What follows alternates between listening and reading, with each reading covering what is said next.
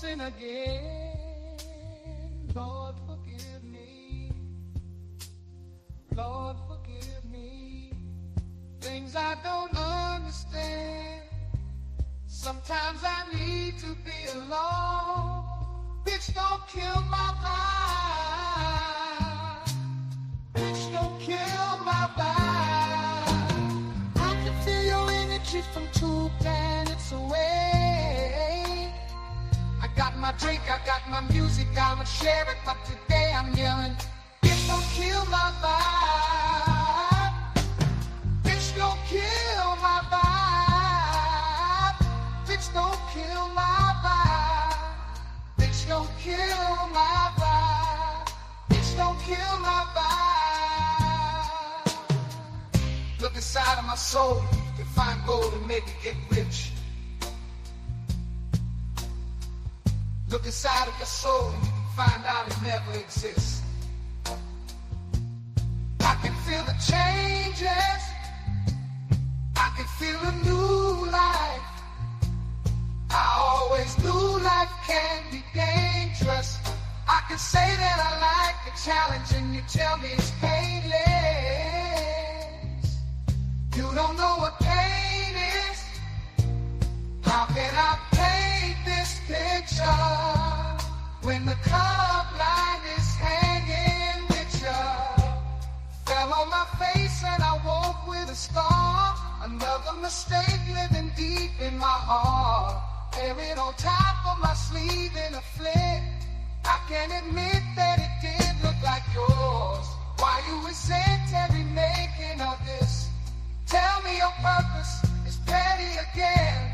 But even a small lighter can burn a bridge. Even a small lighter can burn a bridge. I can feel the changes. I can feel the new people around me. Just wanna be famous. You can see that my city finally put me on stages. To me that's amazing. That's a quick check. With all this respect, let me say this. I am a sinner who's probably gonna sin again. Lord, forgive me. Lord, forgive me. Things I don't understand. Sometimes I need to be alone. Bitch, don't kill my vibe. Bitch, don't kill my vibe.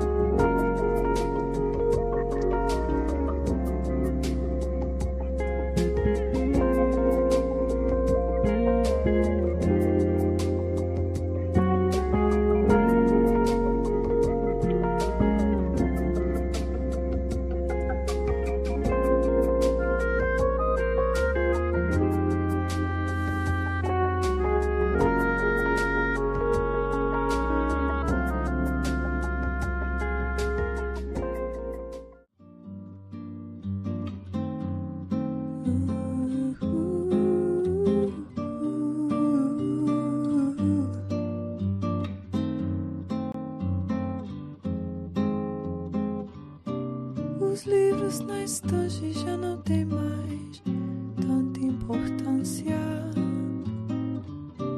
Do muito que eu li, do pouco que eu sei, nada me resta, a não ser a vontade de te encontrar.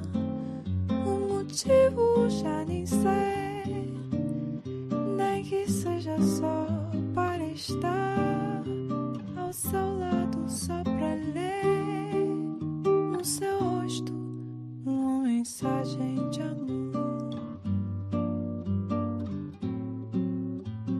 Uma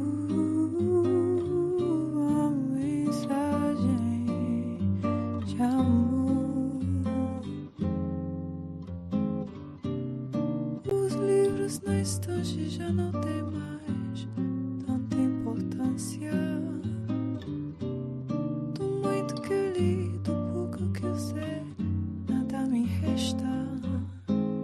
A não ser a vontade de te encontrar.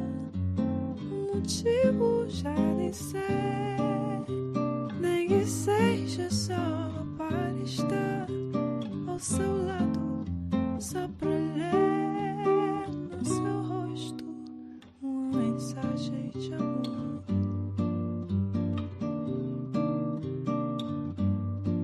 Mensagem de amor.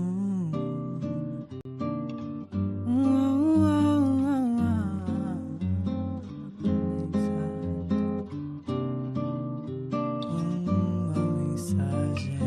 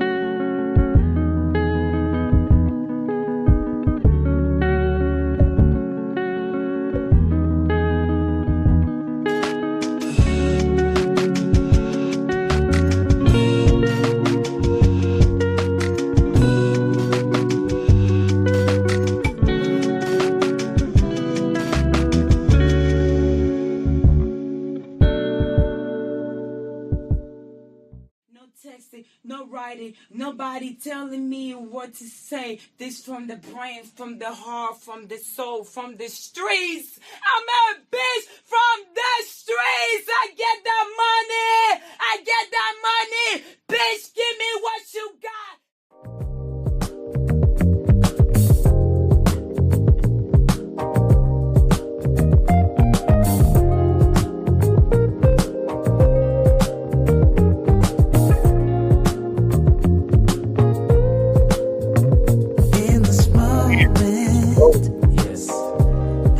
Say what's wrong or right. Showtime is coming. It's not hard to fool me. No. 'Cause I'm addicted to the good life. Yes. Yeah. Lead the way. I follow. No need to say. No. Where we are heading now, babe. I follow.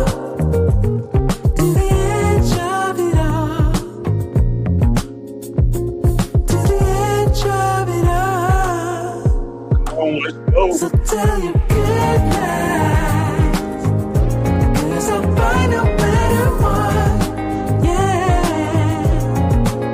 Susceptible now, before the moment flies. Ooh. So tell your good lies, 'cause I'll find a better one.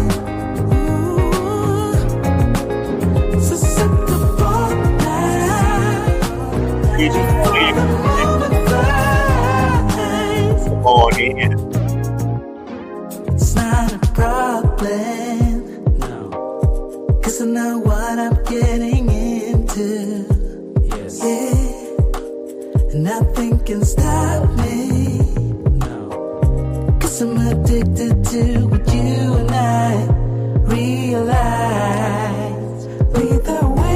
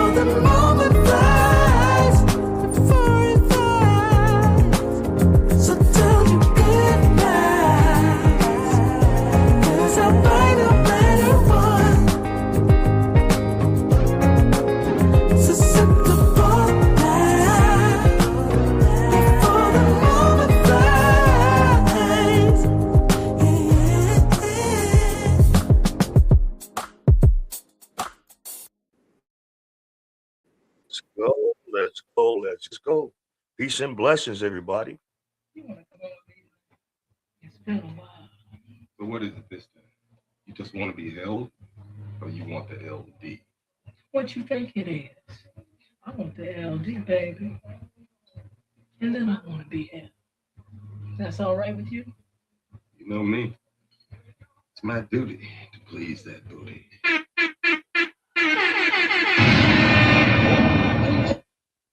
Man, what's going on? What's going on? What's going on? Peace and blessing to everyone that's tuning in tonight. You are here again of another edition of the Black Bottom Roscast. I'm your host, Ross Lee. I'm here to bring the real, have grown folk discussions, and have a good time doing it. Happy Friday to everybody. We made it. We made it. We almost here. We almost hit the finish line of 2025. 2025 is getting ready to go in the books. Check 1 2. All right. Check 1 2. All right. I think I'm good. Yeah, we getting ready to go into the books tonight. It's one of the few more lives I got to the end of the year. Then we're gonna be in 2026. As y'all see, I got my shirt on. Chicago native. Tomorrow night, prime time, the Bears versus the Packers. and everything is on the line. Shout out to my Bears fan. Fuck the motherfucking Green Bays. Fuck the Cheeseheads. FBG is what it is. If you don't know what that means, then hey, you ain't a Bears fan. But anywho, I hope everyone had a great week. I hope everyone was productive this week. And I hope everyone is striving to be the best version of yourself. Hold on for a second. I got something. Check 1 2. All right, there we go. Um, say who you are in the chat, like, share, and if you are new, please subscribe. Please subscribe. Please subscribe. I'm trying to get a whole lot more uh sponsors and subscribers as I can get. It's been an okay year. It's been up and down. We're gonna have come next, not next week, but the week of New Year's, we're gonna have a special live stream. Depending on what day everything falls on, I might just have a live stream on New Year's. So without everything being said, I hope everybody is good. We're gonna get the show started. Like I said, I'm not about to start off with a long monologue and all that other shit. We just gonna do some body cam right now, just get everything hyped up and warmed up for the start of this show. Thank y'all all that's been watching on the replay gang. I know sometimes, depending on what y'all be doing out here in these streets, you might not be on my lives, but I appreciate everyone that tunes in. So if you are a part of this right now, man, hit in the chat that you in the house, say who you are and where you from, and yeah, let's do that. But shout out to this body cam. It's a heavy Gant body cam. I love his content. Diabolical daughter wreaks havoc. And of course, this is out here in Florida. So without further ado, let's start off with the body Brick from the front and threw it over and toward the back window to break it. Poured it. So did she break it or no? Uh-oh. I don't know. I haven't been back there. She went to the back window to throw it. She still live here? No, she don't live here at all. She was outside. Hey, yo, Body Cam USA is the channel. Links in the description. They got a great channel. Y'all know who I do this for. In case you didn't know, in case you need to be reminded, I only do these reaction videos for my audience. We're not wasting no time. Let's go. Who's she to you? She's my niece, and this is my mother. This is her property. This is a mom's repeated property? occurrence. This is mom's property. She's been here over 20-something years. I mean, that's great. It's great that somebody can hold on to property for umpteenth amount of years, but it's how you property that really shows not only who you are as a person, what you're trying to convey to your family, and how you're trying to live in life. And if it's one thing that I've learned over the years, it doesn't matter if you have property, if you're staying in an apartment, if you're renting a house, per se. How you carry on in your everyday living depicts not only how you are as an individual, but what you're raising in your household. And this is about to be a prime example of the matriarchy at its worst. This is going to show you what it's like living in a household without the father, without the balance of a man and a woman. This is about to show you the dysfunction that so many other content creators are saying, talking about, and put into light what needs to change. And I know a lot of women out here, they want to disagree with this. They want to argue this. They want to fight and fuss about it. But as has gone on, it has been proven time and time again that a woman cannot raise a household completely by themselves. Yo, what up, sweetness? I see you in the house. Shout out to you. I see you. I see you. But this is gonna be a one. So let's go. Ma, is this gate open? Was anybody on the other side of this? Did she try to hit anybody with the No, brick? nobody's back here. No, when she was throwing stuff. Okay, so the glass is there. This is what she threw back here. So she was aiming for it, but she clearly missed it. Yeah, nothing's broken. She was gonna throw it. She's gonna break these glasses, and she's gonna break the window. Did she threaten you directly? Yes. Yes, she did. And I was here when she was saying she's gonna have whoever the guy was that went by come and us and shoot up the house. She was saying what she gonna do to me. She all sorts of stuff. What'd she say she was going to do to you? Said that she gonna beat my old age. Was she holding the brick when she said that? I was inside the house. I didn't know. I didn't look out What is this? Her daughter acting like this? the door. Someone Like shoots that. it outside. What's the other? No. They just got out the car. I just got off from work. So you were the only one here. She was screaming through the wall.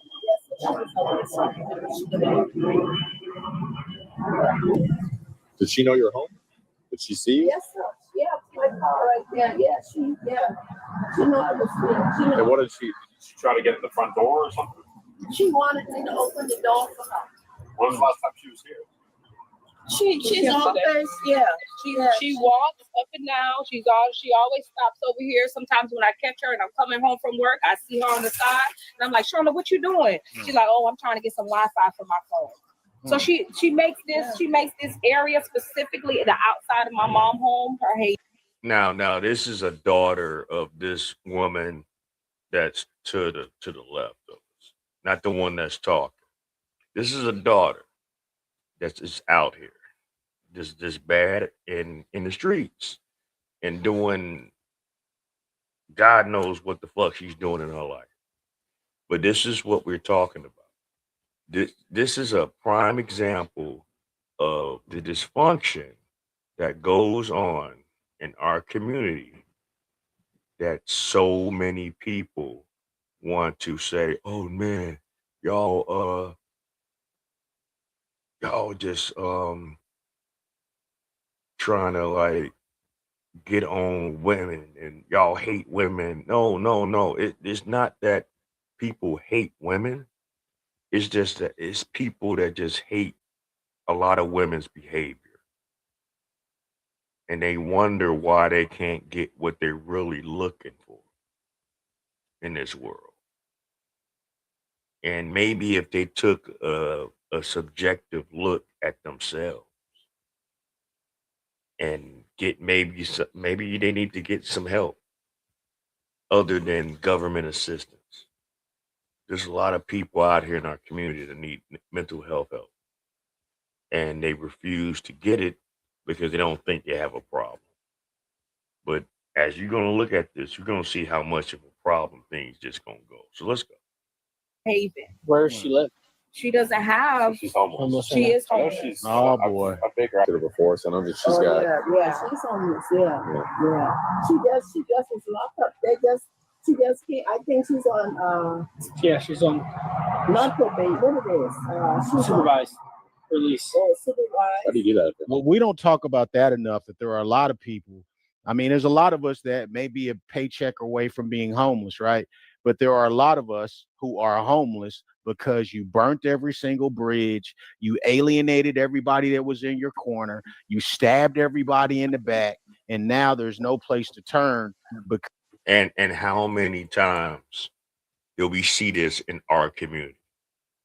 How many times are we gonna sit here as a community and help people that take advantage of their of that other person's kindness.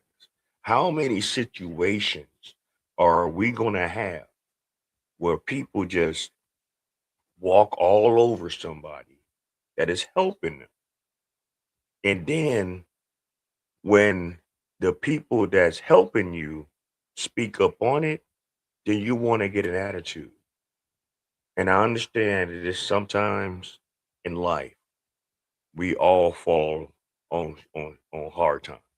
There's a lot of times that we just need help sometimes, and that's understandable. I've always been one that always wanted to try to look out for a person or a people that might need it. If I'm able to accommodate it, I'm going to do it.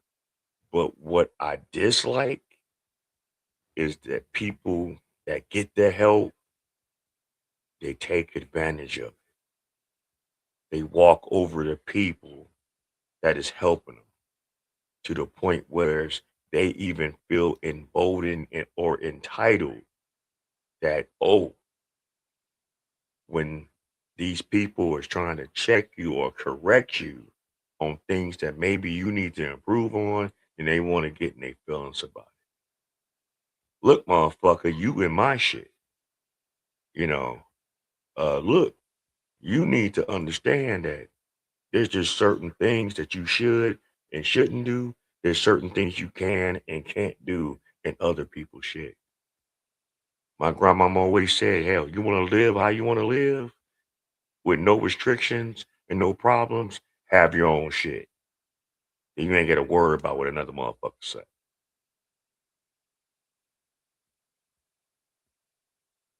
Because this is what you earned. You know what I mean? You basically spit in the face of everybody that cared about you. Now you're homeless, which makes sense. I don't know that's the case. There are just some people out here that would just test the waters, that would just walk the line and would just burn their bridges to the point where, you know what, I ain't fucking with you. And then when those people realize that these people ain't fucking with them and they actually got to get out here and do it for themselves, then it's either one or two things going to happen. Either they don't get their shit together or they're going to fall in the gutter. The choice is yours. It's all on how you perceive things. It's all on how you look at things. It's all in what you should naturally have an understanding of. I don't know how many times I gotta say this shit, man. Other people is only gonna deal with your shit so far. Other people is only gonna accept your bullshit so far until they're just tired. So now you gotta make a decision. But see, it's women like this, it's households like this that enable women and men to think that they can just get away with all kind of bullshit. No structure, no order, no balance. And until these people realize that problem and nip that in the bud, this is just going to be a continuous cycle. In this situation, but you know, a lot of people they sit up here with these sob stories, but they don't talk about why they're homeless and why don't nobody in your family fool with you. Because you work the bridge. I thought she was on. I think it's supervised and released right now. Look out of your shit. From kicking a cop. Yes, yeah. Well, shit, I mean, my Baker acted, there was like a fight to get her in the car. Oh, oh, okay. So if this person's been Baker acted before, we already know what that means. You know what she's diagnosed with? I don't remember. It's been a. In other words, because this is Florida, shout out to Florida. Florida take this L, and I don't know what it is about Floridians, especially in the black community. I am seeing more and more body cam footage of the interactions that the police have with the black community in Florida. I mean, I see them in other places, Ohio, Illinois, shit like that. Yeah, we got our own um, problems out here too.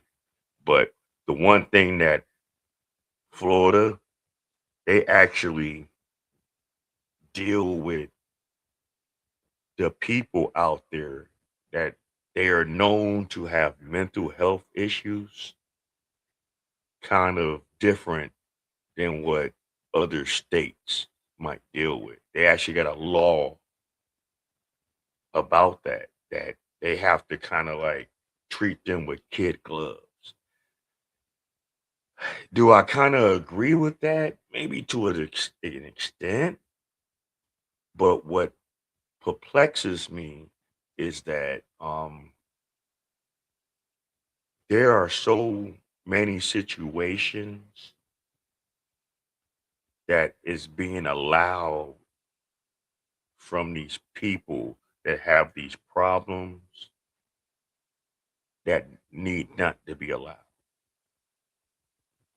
Regardless of what you want to try to claim them to be mentally, in the books, record wise, as far as their mental state or their mental status, they still got to be held accountable. I am tired of us making excuses for people that have problems, conflict resolving, and being able to mentally articulate themselves. And just because they say, "Oh, they're this, they're that, they're schizo, they're bipolar, um they ADHD, all this other shit, all these labels that they want to put on us as a community and this in this society, because it ain't just in the black community, but a lot of situations I'm seeing these in particular things go on in our community. I'm tired of people using depression and old trauma as an excuse of being a fucking irrational, uncontrollable, unreasonable bum. I'm tired of seeing that shit. I'm tired of hearing it. It's no excuse. It's really not. But we use these buzzwords to mask or try to deflect the actual problem. These people are entitled. These people feel that others should do whatever they need them to do because they just fucking lazy. Ultimately, this is laziness. I think it's been a couple of years since I did anything. Yeah. Or both. It's possible that both. I think, She was on medication for it. but she take drugs and she, she drinks and all of that stuff. Well, I'm sure that doesn't help the situation. No. So you never No. talked to her directly. She was just screaming stuff outside the house. Yes, yeah. Okay. Did she trespass from here? Is she trespassed from here? Yes. She has. She's trespassed. Not legally. Are you asking? No. Yeah. So, Has she ever been trespassed Oh, but by you? I called the last time I called the officer to come, and they told her she's not supposed to be here on this property. That's not the same as her being legally trespassed, though. Legally trespassed meaning you did the procedure to legally trespass her. Just telling somebody they can't come back. But unfortunately, in so many cases, because they're family, because they're blood, regardless of what the assailant is doing, there are so many family members that just let shit go and let shit slide just because they're family. And I get it to a degree, but what's the cost behind that? We gotta ask these questions. Just because a person is your blood relative, daughter, son, cousin, aunt, uncle, mother, father, all that shit. Where's the line? Where does the line get drawn? Where's okay, enough is enough with the dysfunction, and why we can't come to some kind of resolution of all of us seeing things in a better light or getting through things in a better perspective. What the fuck? A lot of family members burn bridges with other family members because of their actions and their entitlement. They feel that just because we're family, you're supposed to do. No, motherfucker don't owe you shit. No one out here in this world owes any of us anything. They do it from the kindness of their heart.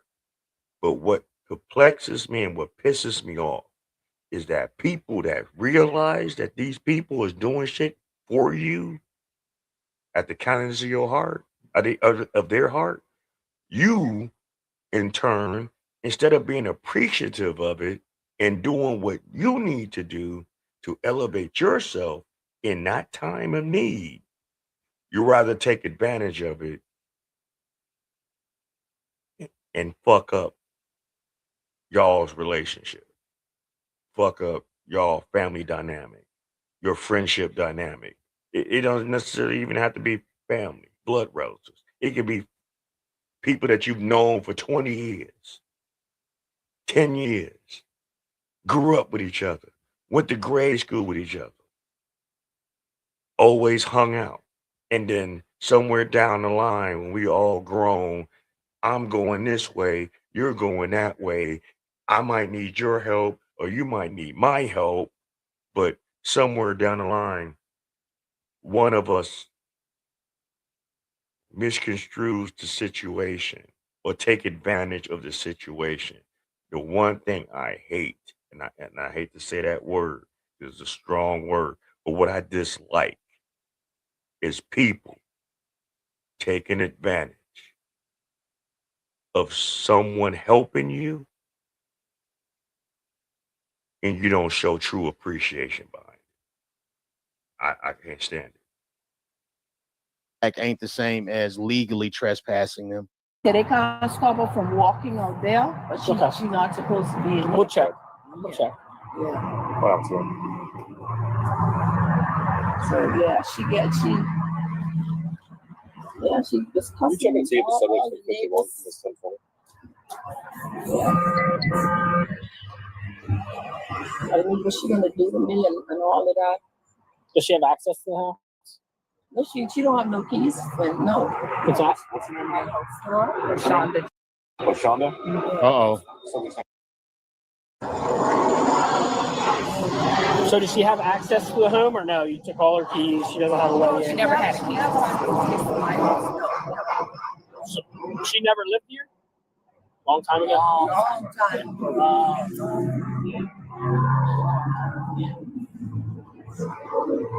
Then she was younger. Long time ago. Yeah. Okay. That's what I was thinking. So she's never officially been trespassed from this area. As far as the throwing the brick, if she broke something, it's a whole different story. The fact that nothing's broken, she didn't break any law doing that.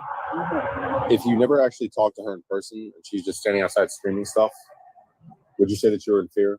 Yes, I am. Sir. Okay, well, the reason I'm asking that is because if you have a giant concrete wall in between you, she doesn't have the capability of getting inside to hurt you, correct? But she could break those windows, like she said, and she would do it. She would break those windows. You see how hard it is to actually press some charges against somebody? It has to be very, very specific. And this is this woman's daughter.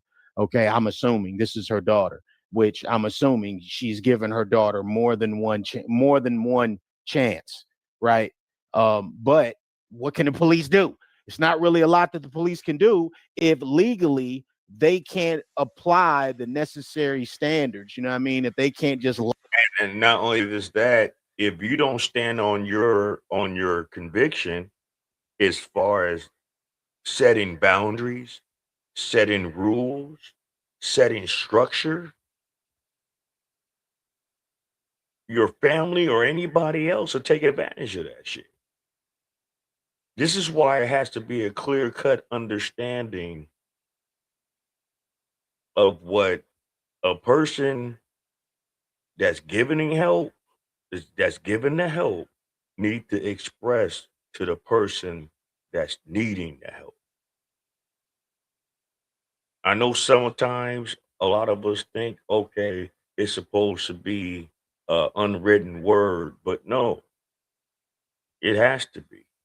And if it wasn't taught at the very beginning, as far as this is what you're supposed to do, this is what you're not supposed to do, this is what needs to be expected of you, this is what I don't need you to be doing. If there's no structure, if there's no rule, then people are just going to just do whatever. Family, outsiders, anything. But the worst is with this is that a lot of families, a lot of siblings, a lot of cousins, a lot of uncles, a lot of aunties, a lot of whatever the case, they don't set no boundaries. They don't lay down any specific rules. Why do you think certain people and certain people's families don't really deal with certain people in their family? It could be a lot of different reasons. The kind of family that just do whatever, that just think that they just can just do and come and go and just bullshit and don't, do this the simple thing that keep a house productive, right? Have you ever noticed that certain family members that live by that rule, those family members don't fuck with, as far as the ones that don't understand that kind of rule? Have you ever? I'm quite sure a lot of us out here in these streets have family members that, yeah, we respect them, we support them, we love them, but we're not going to ask them for certain favors. We're not going to say, hey, you think I can spend a night, or you think, hey, I'm in a bind, you think I can, be in your space, because there's certain things that those people have established not only for themselves but the precedents they have and how they present themselves with other family members. So they know, oh, you can't go over there with that bullshit that you doing over here. You can't go over to cousin P house doing the bullshit you did over cousin Larry house or cousin Susan house. You see what I'm saying? So it's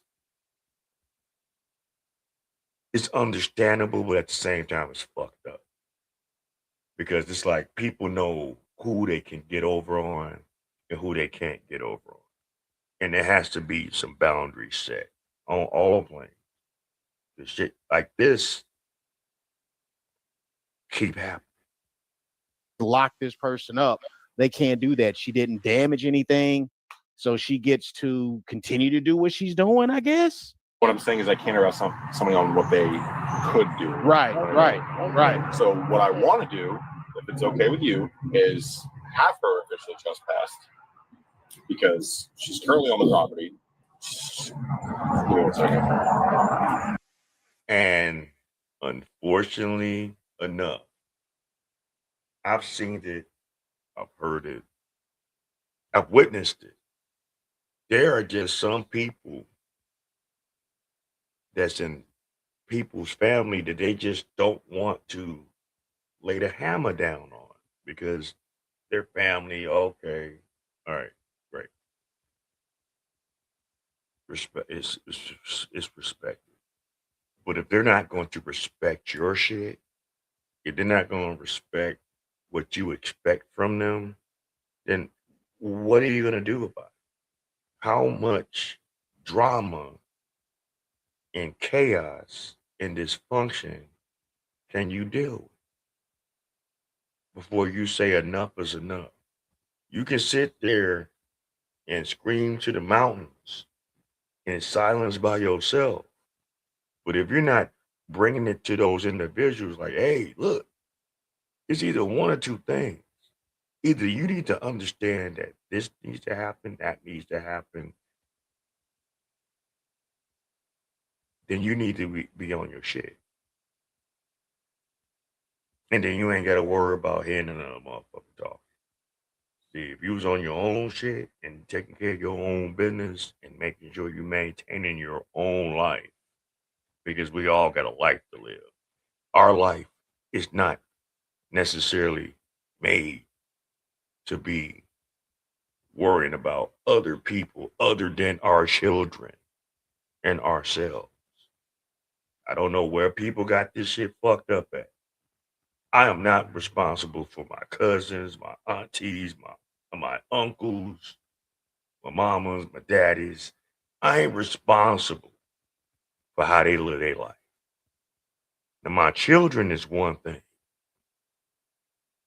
All you others, get your shit together. That way, next time she comes here and you call and we come, we can arrest her immediately. We don't have to have anything throwing bricks or anything. You call because she's here, she's causing an issue, she's going to go to jail. There's no ifs, ands, or buts that way. It's just trespass. If you want that done, you have to tell her, I don't ever want you to come back to this house. Yeah, I'll tell her, but she know I've been telling her that long time. Well, every time she comes back, she's going to get arrested. She's got severe mental illness, and unfortunately, Baker Act is temporary. So she can be Baker Acted, and 72 hours, she's here again. Yeah. So at least if she's trespassed, there's going to be a recurring pattern. Something needs to happen. You always have a way of letting us help you, basically. It's more, again, it's more proof being shown that asylums are definitely needed. You see, the cop just said this person is suffering from extreme mental illness. I didn't say this shit for I don't know how long, that there is, if not then, now, more than ever, need to be facilities for mental health help.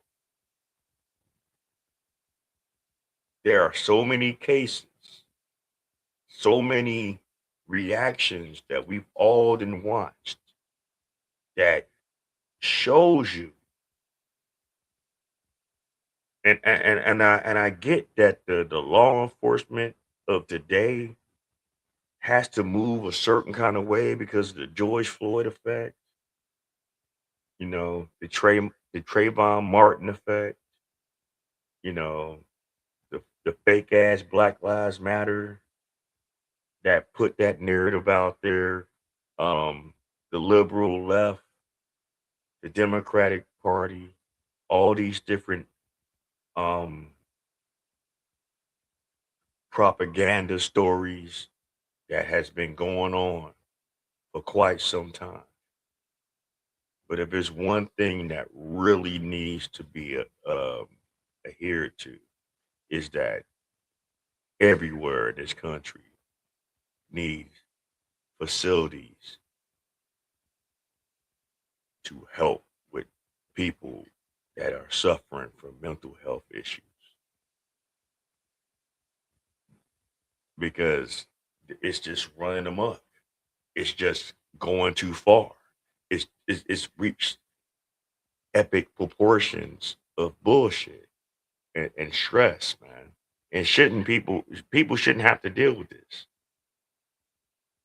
There are some people that just need to be put away somewhere because they just can't get it right up here.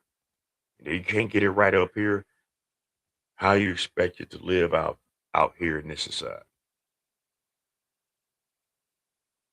Why should our children be subjected to seeing the dysfunction of others because they don't know how to regulate their emotions? They don't know how to communicate without being hostile. They don't know how to solve problems without getting belligerent, or violent.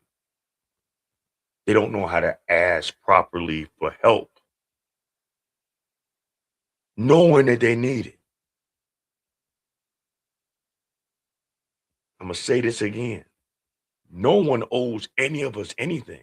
If someone helps you, they're doing it from the kindness of their heart. Don't take advantage of that shit.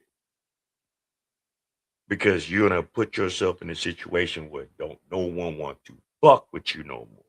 And who's that problem? That's a you problem. Illness. Her own family wants her to be locked away. And I imagine it ain't just locking her away because she's irritating them. I imagine a lot of it has to do with protecting her. Because again, if somebody is completely unhinged, if they got enough sense to say, I don't want to go there and I don't want to do this and I don't want to do that, good luck. Good luck keeping them locked up. You're not going to be able to do it.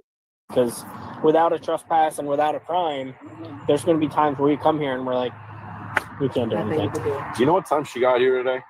No, sir. I don't know what time. I was not here. I was not here. I was not here. I was out. So when did you get home? Store. What time I came? It's 4:10 right now. You called me 3:30. That's when you called. Okay, well I must be came home but 3 o'clock. Yeah, but 3 o'clock then. But shortly after. So you didn't even know she was here. You just heard yelling. No, I didn't know. I didn't know she was here. But I heard her say, "Open the door, open the door." So what time was that at? That was before I called her. That was before I called her. So you're talking almost an hour ago. Yeah, she kept hollering, "Yeah, open the door." Why did you just now call? Right. Well, I thought she would. I didn't know she would have carried on like that. I thought she would have just leave because I didn't open the door. I thought she would leave. But she didn't leave. She just got voice. So you never talked to her at all. She just went on a rant. I talked to her on the phone. I asked her, I said, what happened? I said, what is going on with you? You know, because he's asking her when and she's not answering, man. He's asking specific things and Granny apparently is just talking right past that. She was beating on the door there and the poem language that so did she call you or you called her? And unfortunately, Mama is a person that accepts and deals with bad behavior instead of rectifying it, stopping it, resolving it. She tiptoes around the tulips with it. We see this in so many different households, not only in our community, but in other communities. But what we're talking about is our community. And we see this quite a lot. A lot of mothers are overwhelmed because they're doing it all by themselves. But on another hand, y'all want to say that y'all can do it. Y'all strong. Y'all independent. Y'all don't need the men. Okay. Whatever. That's how y'all believe. That's what y'all believe. That's how y'all want to move. That's how y'all want to act. Great.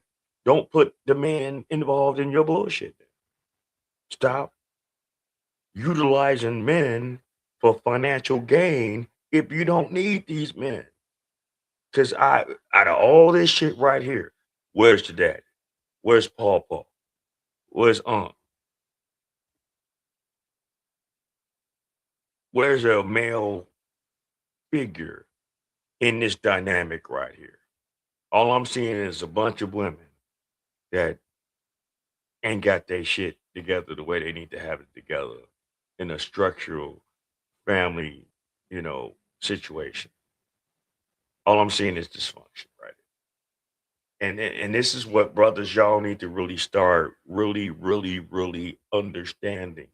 If you're trying to get with these women that y'all might see a certain way, you need to see where these women came from. And if they got mothers, you need to see how their mothers move, how they react, or how they deal with things, or how they're living. That gives you a clear cut understanding if what you're gonna deal with. I wish that I would have known that in my younger years, what I know now. If I would have had the knowledge and the information that I'm knowing and I'm conveying with you guys, that I've learned from other, you know, areas. If I would have learned then what I know now, a lot of things could have went a lot different. And some of the things in my earlier years of dealing with and accepting and handling. I should have known with my youngest son's mother that meeting her mother, I shouldn't have dealt with it. I should have just let that shit go. But no, I'm thinking, well, hey, yeah, I know, her mother is whatever, and I'm not passing judgment. Maybe she's a different breed. No, no, no, not at all.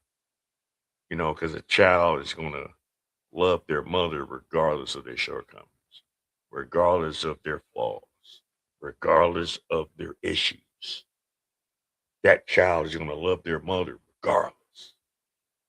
And there's nothing that another person can do to stop that. But what you can do as an individual is ask yourself, is it worth it? Is it worth me dealing with this kind of madness and dysfunction? Being with this person. A lot of times we don't ask ourselves that question until it's too late. And then when it's too late, that's exactly what it is. Too late. I called her. I called her on the phone. Because she was here or to talk to her? She was in the back there. Okay. She was saying, B, open this door. Calling me a B and telling me to open the door. Okay, so rather than open the door, you crazy to see what was going on. Yeah, because see when she carrying on like that, I wasn't gonna open the door because she already said what she gonna do with me. Yeah. So I wasn't gonna open the door. Makes sense. Yeah. In there. Okay, that makes sense. Yeah. So I didn't open the door. Somebody cursing at me and carrying on saying what they're gonna do. I'd be crazy to open the door. Absolutely. She obviously knows you're at your car, but like, are you staring? Is she staring at you through a window, or is she just talking to the house? Like, I'm standing right here yelling at you, but I don't see you. Well, my mom's window is here. Yeah. To her room.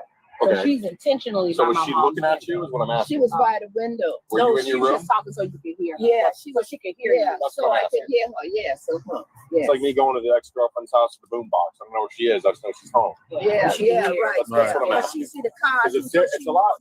It's a lot different if I'm in front of you and I tell you I'm gonna beat your ass. I'm right here. I'm looking at you. You can see my body language. You can do it. I can do it. Right. But if I'm yelling at a building, I don't know where you are. I know you're home, but what capability? It's that the tiny little nuances make it. It's interesting. It's interesting.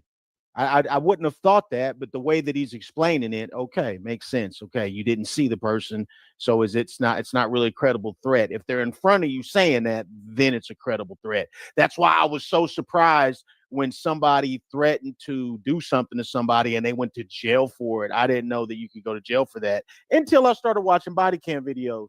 You know what I mean? That's kind of what I'm getting to. Okay. Like, I'm trying to figure out what we have here. Okay. Do you have your ID on you by chance? No, sir. I gotta go in there. If you don't mind grabbing it for me. I mean, I do have to document it. If she is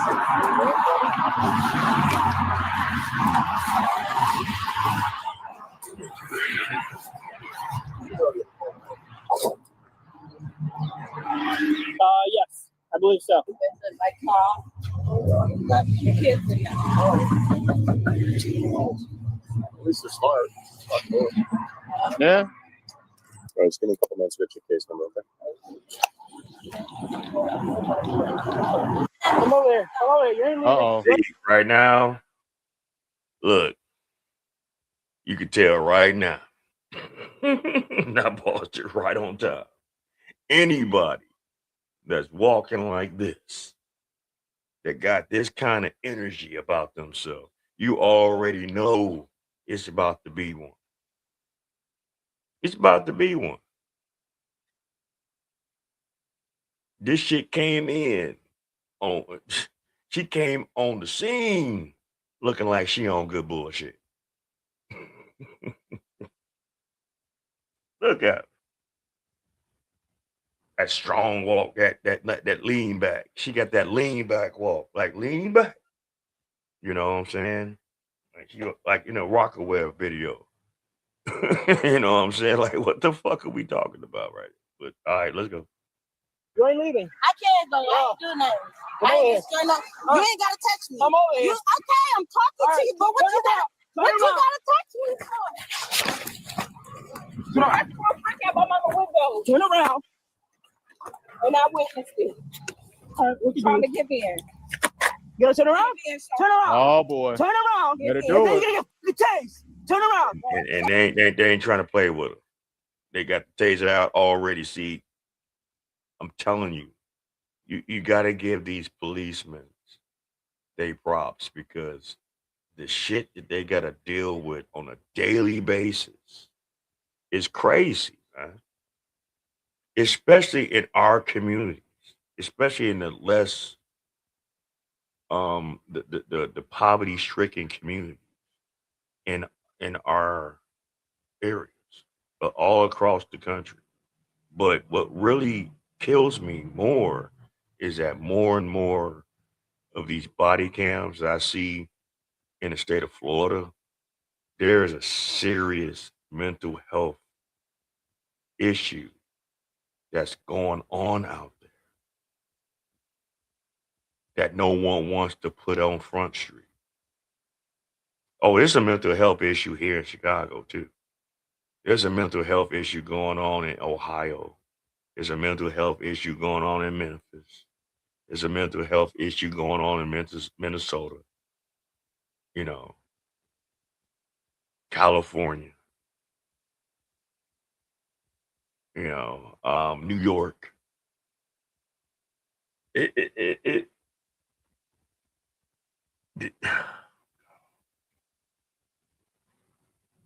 I get sick of looking at this shit. But I want to bring it to us so we can bring awareness. So either we can do one or two things. Either we can try to do our best to help these people seek out the help that they need, or if it's unsalvageable, you gotta let it go, man. You gotta let these people just self-destruct on their own. If they're not salvageable, if you can't truly help them, if they're not willing to get the help that they need, then you need to leave them where the fuck they at, man. Because you're gonna kill yourself worrying about it, stressing about it, and trying to help a person that really don't want your help. They want your help, but they don't appreciate your help. See, that's the sad part about it. We got people in our community that wants to help, that gets to help, but don't respect getting the help. They feel that we're obligated to help people like this. And you're not obligated to do nothing but live your life and go on to glory once you've lived your life. Yeah, you can leave gems here and there, but you're not obligated to help someone that's grown. Children is another thing. But a grown ass adult, where are we gonna draw the line at with that shit? Turn on your stomach. Better do Turn it. on your stomach. Okay, and I just had a miscarriage and you text me. No, I'm not. COPD, give in. No, I'm not. Give in. Don't let him break your arm, Shonda. Oh yeah, this was some Shonda activity. Oh yeah, come on. Give me your arm. You pussy ass. So this is a repeated occurrence. Ma'am. I don't think I'm white. You a pussy ass. I don't think I'm white. though. Ma'am, let's not bring race into this. I don't give a fuck. You pussy ass. Stop. Pussy ass. Then individuals like herself, when they get put into a position where they're getting reprimanded, they're getting checked, they're getting held accountable, Then now here comes all the extra shit. Now it's about your race, it's about your sexuality, your races. It's tiresome. I see it all the time with niggas that got problems, that don't want to solve their problems, that expect that everyone's supposed to help them with their problem. But you didn't put yourself in a position where no one wants to help you. And it's a damn shame. It's a damn shame that we're at a place in space right now where there's just some people that we would love to do the best we can to help them that don't deserve the help.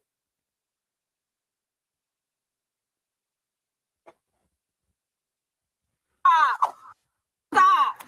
Pussy ass. Do you know what they can do to you? I don't give a Do they know what I can do with them? You should care. What? I got on the street, bitch. You gonna learn to take a uniform. Of course you do. Of course you do. On the street, of course. Let's go. You gonna take that uniform off, you ugly bitch.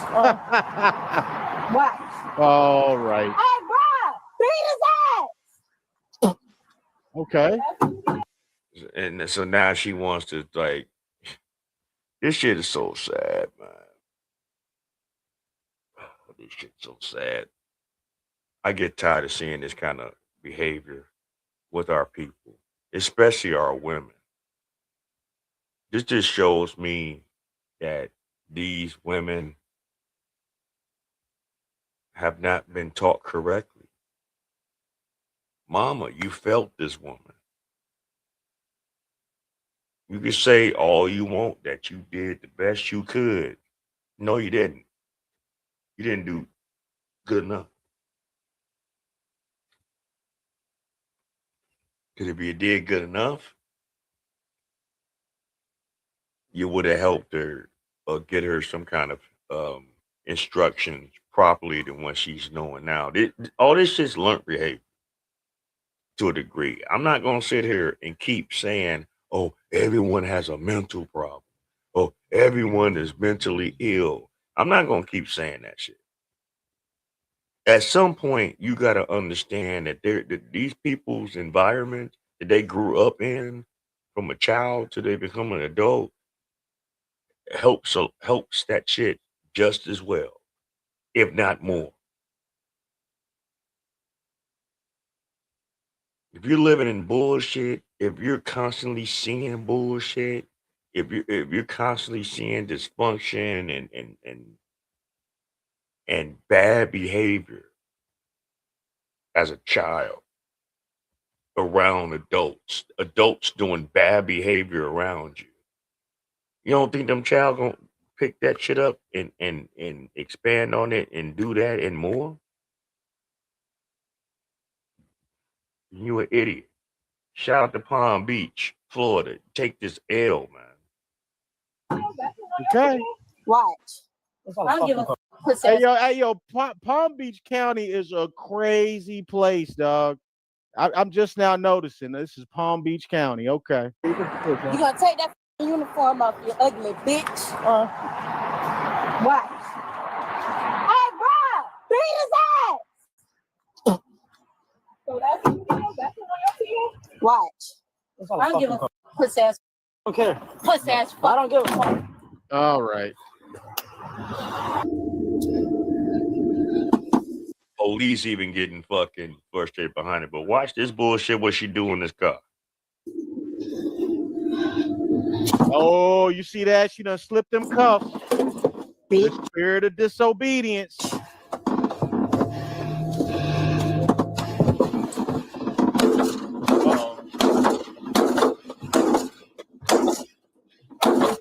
Whoa.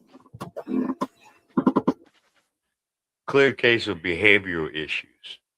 Clear case of just not having respect for anything, you know. this is sad to watch because this is an adult. This is not a child. Okay. And what's fucked up behind it, this bitch has a child. So the cycle continues. Bitch. And I get why she has probably a child because other than her face being outside the will of God and look like she done got beat up all her life by Mike Tyson in the face and look like her hair is like that fucking short and she don't put enough conditioner and wash it enough where they can actually grow, healthy, you know, her physique is what attracts certain people or certain guys. So they're gonna entertain that shit. And yeah, being the wild child that she is, of course she was out there doing whatever she was doing. But like I say, people want better, but you gotta have better. You gotta want to have better for yourself, and you're gonna want to demand better from those that's around you. You can't make a person do nothing that you want them to do, but you have the ability and the power to relieve yourself of those people. If these people are just doing things against your understanding and your wants for your everyday, you need to leave them alone. Wipe your hands from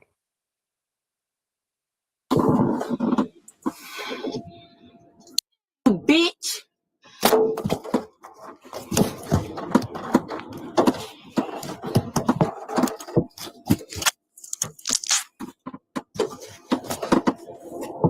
I really don't be knowing, understanding why like certain erratic people just do that shit when they get locked up in the back of the police car when they want to start messing with the cameras and all this other bullshit and trying to like destroy the car and kick the car, kick the door, kick the guardrail. I mean, all this extra unnecessary shit.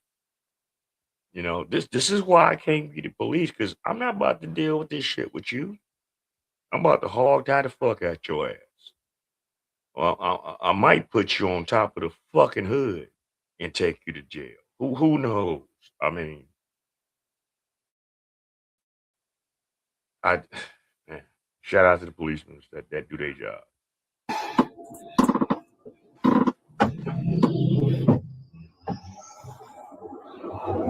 All right. I don't think I want to do that. Puss ass. That's why I can't wait till my dog come and y'all stupid asses up. I can't wait, bitch.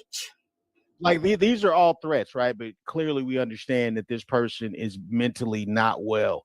She's been Baker acted before. So I'm really curious as to how the police handle threats. You know what I mean? Are they gonna charge her for talking like Oh, and that Baker active thing that what they're saying that's a thing that's going on, and that's a thing that's in the state of Florida, was they actually know these people for whatever reason have mental issues, but they can't really engage with them overly aggressive, you know, because for whatever reason you'll be violating their rights and things like that.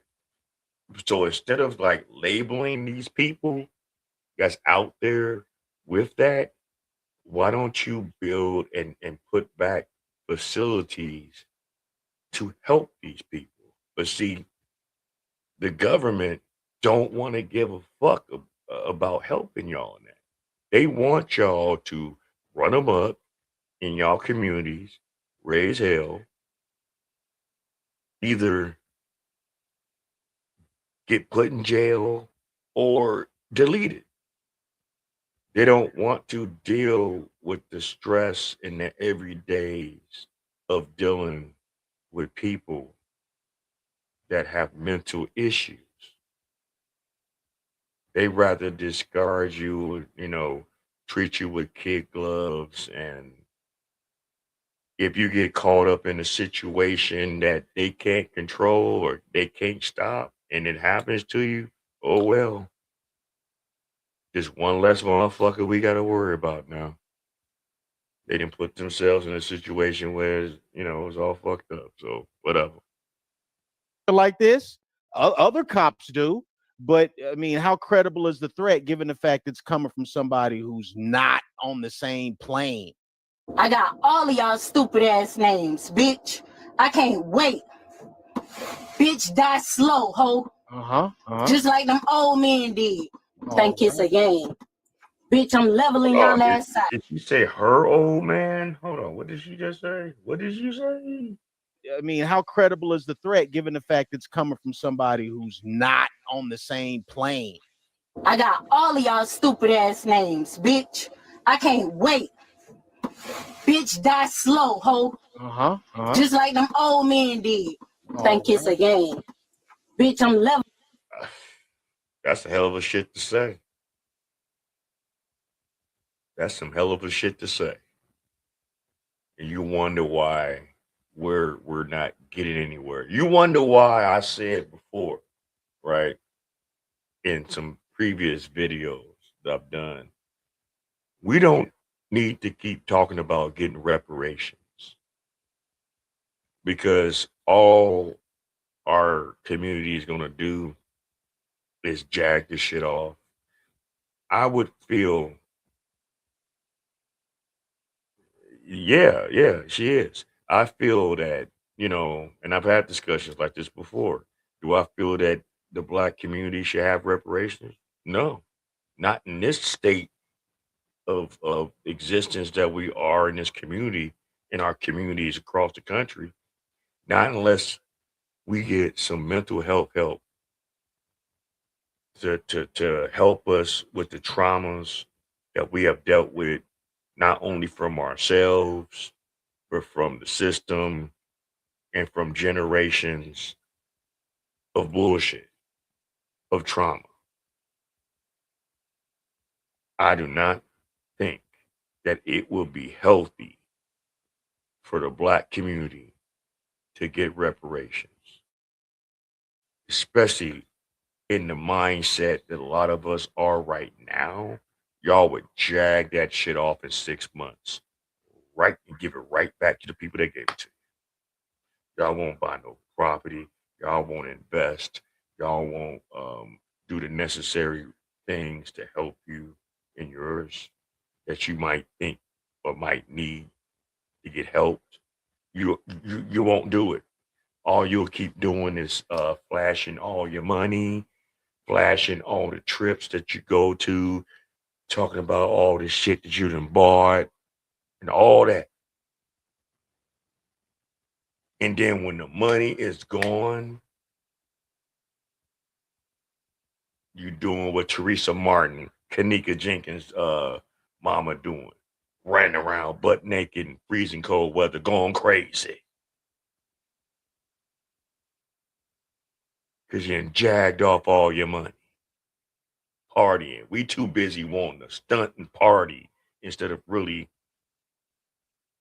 setting generational wealth as you niggas claim that y'all trying to do. Checking the bag. What up, nigga? Leveling y'all ass out right now. Oh shit. Each one of y'all want to be hard ass, fake ass, puss ass officers. That's all right. I don't give a bitch. Die slow. Canardo, whatever the your name is. Got Santa Marina for your ass, bitch. I'ma shoot this shit. Hey, if my name ain't LaShonda, hey, y'all better shoot this shit, fam. If my name ain't LaShonda, bitch, y'all better shoot the got this shit, fam. The got this shit, fam.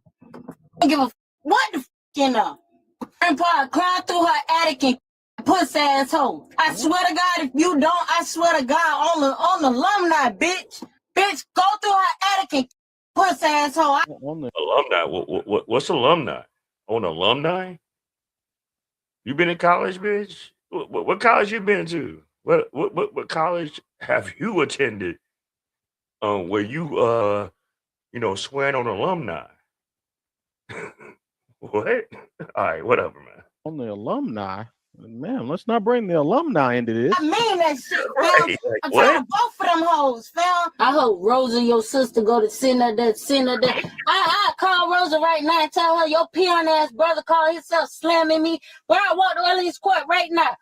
Do you peon ass? Hey, yo, I'm not trying to lose what few brain cells I still have, guys. So I'm gonna move it forward a little bit. My God. Thank you. Please do. That shit What throw this, about fam. Hello. Hello. Just gotta take a picture of you real quick if you don't mind.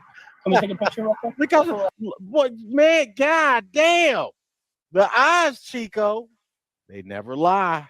Huh? For what? Whenever we have to put hands on somebody, we just gotta take a picture to show you don't have any injuries. Do you Just have any for our injuries? report. No, but what I need a picture for? Click. You niggas done made the police so bitch after this Trayvon Martin and motherfucking George Floyd effect. Y'all done made them so bitch. They're so nice and so courteous. And in turn, they got to deal with Hellcats. They got to deal with fucking bum ass motherfucking niggas. The disrespect that the civilians have for law enforcement now is off the charts. I would have double, triple dog dared you motherfuckers to do this to police 40 years ago, 50 years ago, 60 years ago. I would have dog dare y'all motherfuckers to act like this. It wouldn't have been a good look. You should thank your lucky stars that they have some compassion for you motherfuckers out here now. Can I take the picture? Thank you. Can y'all get my shoes? Yeah, very good. All right. How are you? Were you the one that called in today? My mom. Your mom? Yeah. You right? So what happened today, ma'am? I went to the store and when I came back, she was knocking on my door. Not a man in sight. Not a man in sight. Not an uncle. Not a grandfather. Not a husband. Not a father. Not a man in fucking sight. But y'all can do it all by yourselves. This is what's happening. More and more, and this is what's being exposed in our community more and more as time goes by. All you women-led homes, you matriarchy ass homes, it's not working, y'all. And I understand that, if you just want to just be by yourself, then just be by yourself. But for you to be a woman and say that you don't need a man, a actual man, not a boy, not someone just to, the fuck on, no shit like that. Yeah, I said what I said. I said it. I said it. If that's all you looking for, then be prepared for the bullshit. But if you're really wanting to be under the instructions and the guidance and the provision and the protection of an actual man, you will never get it being raised in this kind of a household. You would never get it being a part of this sisterhood, being a part of this feminist movement shit. You would never get it. I'm gonna, if you want to see the rest of that video, you can go on over to Heavy Gant to check the rest of that out. This is another example right here as far as the dysfunction in our black community and the hypersexualization that a lot of our women, want to present and want to blame men for it. But I see more women doing this. So shout out to Messy Michelle for putting this out here. She just put this out here just recently. Uh, this woman showing everything except modesty, but still wants a man of God. That's the crazy shit. So let's go on with this. And men who only want benefits, is it her presentation or just bad luck? Oh, all right, Ace, what's going on here? What's your question? I meet people from everywhere. I see y'all already off the back. I'm gonna ask you, ladies. I'm gonna ask you, men. You see a woman walk around like this. Now look, the outfit looked like this some shit that, like some lingerie kind of shit. Okay, she a little on the overweight side. And she actually has a cute face. We give her that. But one, she's overweight. So instead of like putting on something a little bit less revealing because she's endowed in certain places that she knows that men like to look at, this is what she wants to present herself out in public doing and think this shit's cute. This is what kills me about a lot of women in our community that want to dress like this for certain attention, but then get mad when they get the attention that they're going to get dressing like this. So whatever. I mean, all right, let's go. Everywhere. Anyone interested, Bueller? Who is responsible for this? Let me take this off. Make sure you see it all. Who responsible for this, Bueller? Who's is this? Is this y'all's girlfriend? Which one of y'all claiming her? Y'all let her lead y'all let her lead a house like this? Oh, let me rewind it. I don't want y'all to miss a moment. I think she thought Kendra was gonna be here or something. Anyway. Kitty, won't you wink at me? What's your question? I meet people. And that's another thing that's really killing me about a lot of you ladies. Y'all gay for no reason. And don't be really gay. Y'all think I said this once, I've said it twice, and I'll keep saying this. You women think y'all about that life until it's really time to be about that life. And some of y'all need to stop with the cap, with that shit. Y'all doing this shit as some kind of deflection because you're either keep getting to bad relationships with men, you keep attracting the wrong kind of men, you keep popping off children with men that don't take you serious, and here you are, a woman with like 4, 5 kids, and now all of a sudden now you want to be with a woman too. Shit's crazy, man. But all right, well, anyway.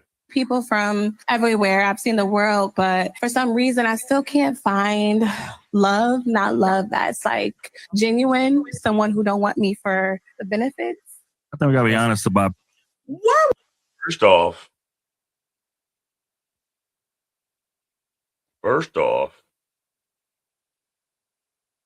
you see what she's wearing,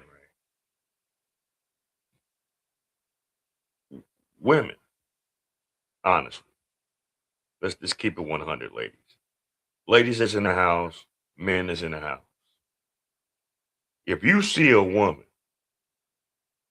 like this, or like or smaller, I mean, these big bitches, they feel that they can do this shit because they got more meat on their body, to do that shit.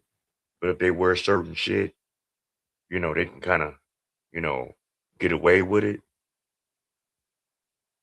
what's the first thing that's coming to your mind when you see a motherfucker walk in the room like this? You know, I'll wait. I'll wait for somebody to respond to, you know, in the comment section. But what's the first thing that you saying to yourself when you see a broad, a bop, walk in the room dressed like this? Someone who don't want me for the benefits. I think we gotta be honest about. Why would she come up here saying that? Why would she come up here saying that? Are y'all that clueless? Y'all really are dumb. Y'all really are some stupid people to come up here and ask that question looking like this. I can't imagine why somebody would want you for a good time and only that. I can't imagine why you can't find a relationship and true love. You've been all over the world, so you've been horning up all over the damn world. So I guess your mom never told you about presentation matters. I guess that's something that child, blame your mom. She didn't tell you no stuff like this. Obviously her mom didn't. What a daddy at? This is the fuck what I'm talking about. Another example of probably someone that didn't grow up with a father. And a mama didn't fucking teach her shit. But to be a whore. Let's go. If you why buy the cow if you had the milk for free and you freely advertise and you got a lot of milk, child. You got a lot of milk. You freely advertising something and it ain't purity at all. Anyway, who is he? Hey boo. Let me rewind it. I don't want y'all to miss a moment. Kitty, won't you wink at me? What's your question? I meet people from everywhere. I've seen the world, but for some reason, I still can't find love, not love that's like genuine, someone who don't want me for the benefits. I think we gotta be honest about presentation. No judgment to you, but I'm saying if I'm meeting you here tonight, I'm good as look, big, small, short, tall. You walk in anywhere in public looking like that, the first thing a man is going to want to think and feel and act on is seeing what that do. They're not taking you serious. We're not taking you serious. Why won't y'all understand this shit? This look like some shit that she should be fucking wearing to go to bed on a good night. Not out walking around in public looking like her shit about to pop out the motherfuckers. Just waiting for one to pop out. I ain't gonna lie, I'm a creep sometimes. I'm just waiting for the motherfucker to pop out. You know? Do a certain move and boop, we all wait. It's a fucking joke. and I'm looking at how you dress, my thoughts are not gonna be intellectual. That's not fair, but okay. That's not fair. That's not fair, y'all. If y'all looking at her boobs, that's not fair. Now, don't get me wrong. There's nothing wrong with a woman wanting to dress in a way that men are looking at her like, ooh, there's nothing wrong with that. But there's a way how women with class do it. There's nothing classy about what the fuck she got on. Like I said, that's something that you would wear with your man, your husband, your significant other behind closed doors, getting ready to have a night.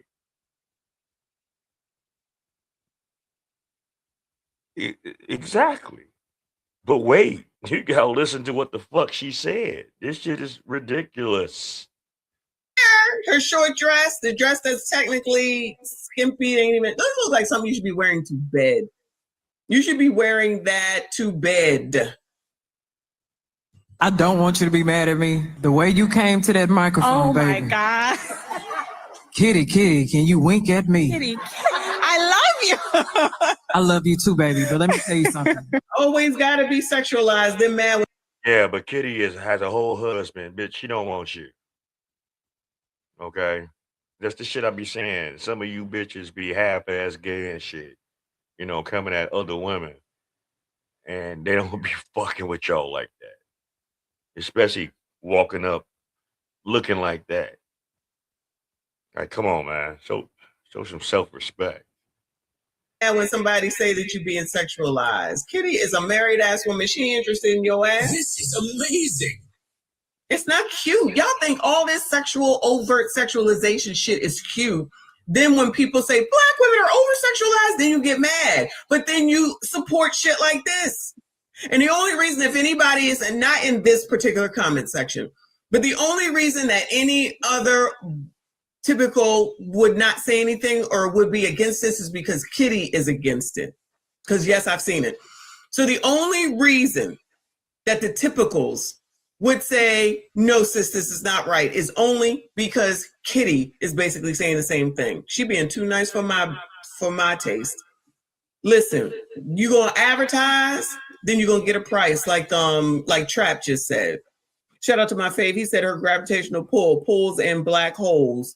She might be the black hole. Oh yeah, this is my girl Messy Michelle. She done popped into our chat here and there, since we've been doing the Black Bottom. Shout out to Messy Michelle for putting this out there.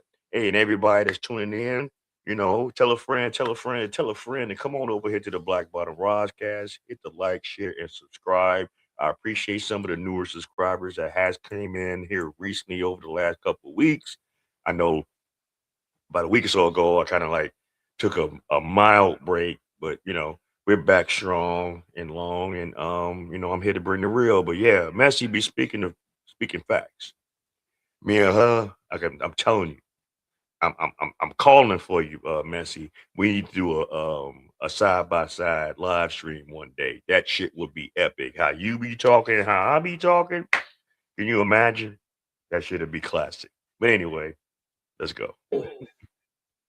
She might be the black hole. You gonna come out here like this. Y'all think this shit is cute. Y'all be having the problems that you have because you be out here whoring it up, looking like whores, then mad that somebody calls you one or treats you like one. If this is the only way that you can get a man, then that's why you don't have one. If this is the only way that you can get attention from men, that's why you don't have one. This is not like Nicole, any of the women here that have a husband or a significant other, would they let you leave the house with this shit on? Bueller? I can't leave the house with this on. I cannot. Would your significant others allow you to leave the house with this shit? No. Now, if you want to walk around the house with that on, that's a little different. No, man, yeah. Outside, no, nigga, no.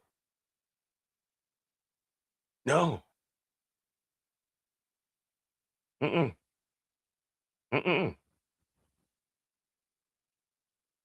Because the shit that I gotta deal with being with you out in public, being around other men, I know it's gonna be some problems. But see, some women don't give a fuck. They feel, well, if he doesn't, stand up for me, and regardless of what I have on, he doesn't really care. No, bitch. Why do you want that man to have a problem? All right, check this out. Ladies, do you want your man to go out with you with some super, super tight ass pants, hugging the crotch area while he fucking doing whatever? Do you want him to lift up his ball sacks and lift his shirt up, whereas his balls is hanging out the top of his pants?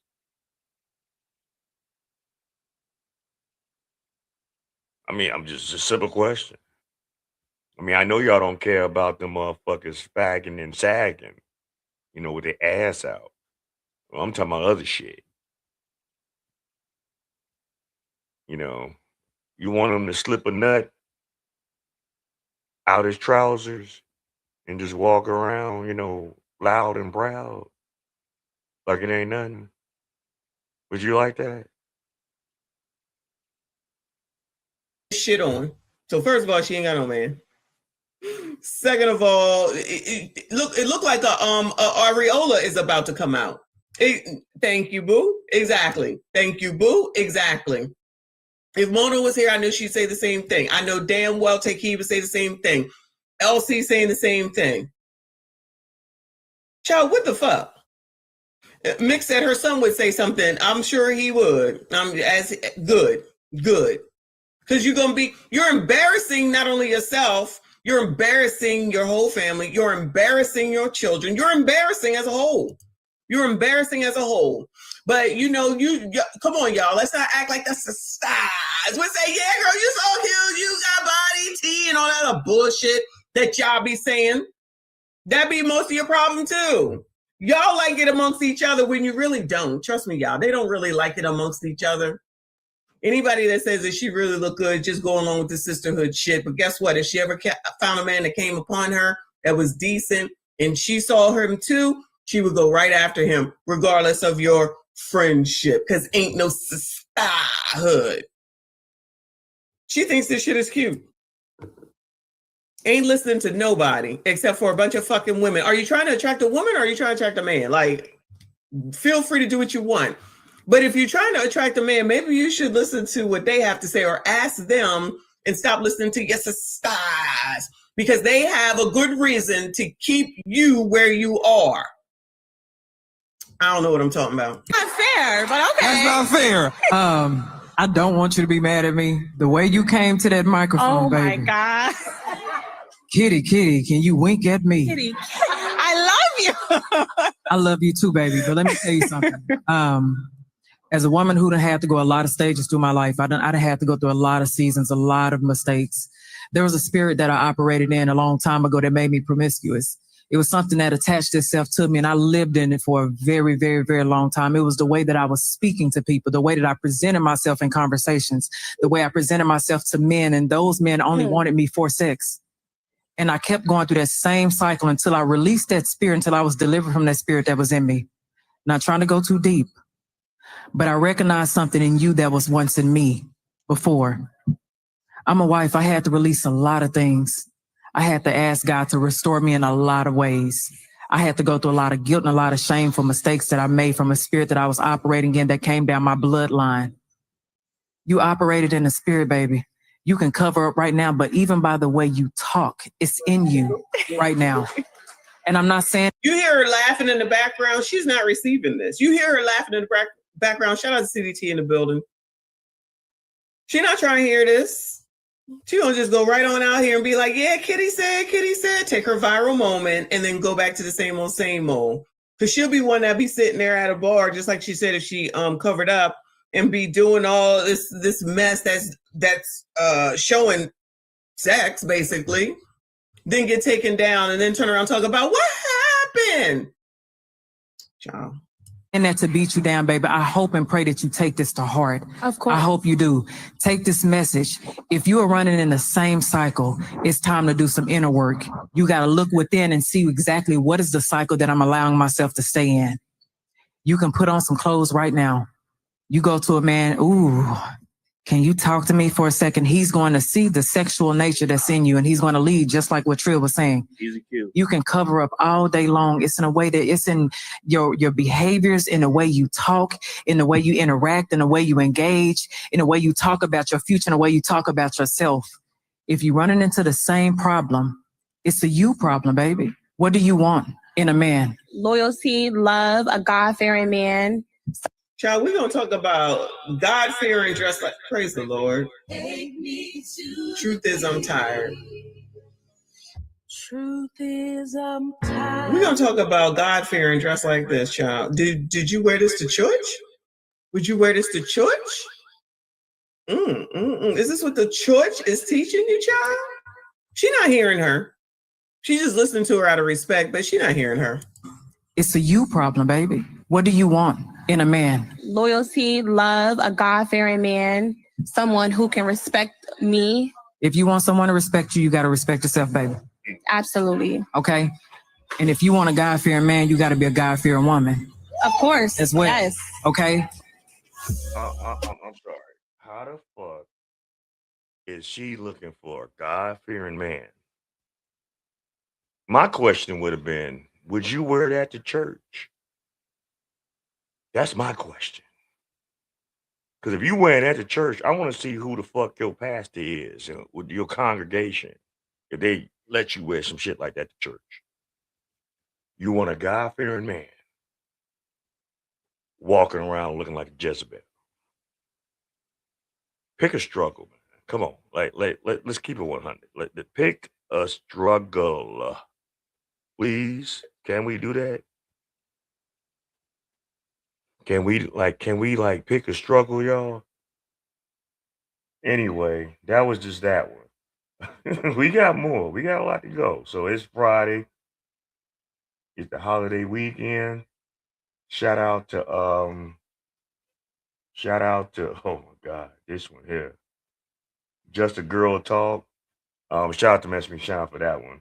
But shout out for Just a Girl Talk. This is kind of like going to expand on what she was just talking about.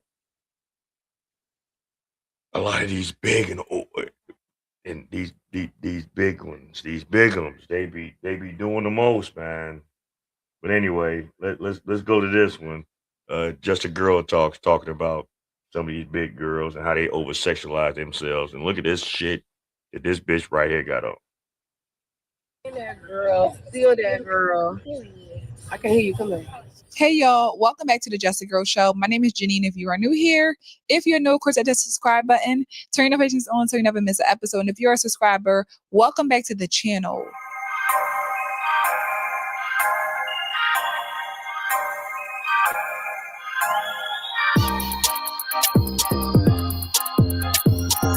I mean, shame is just completely out the door, as I've always said. Like, shame is gone. I don't know if it's ever going to come back when it comes to women.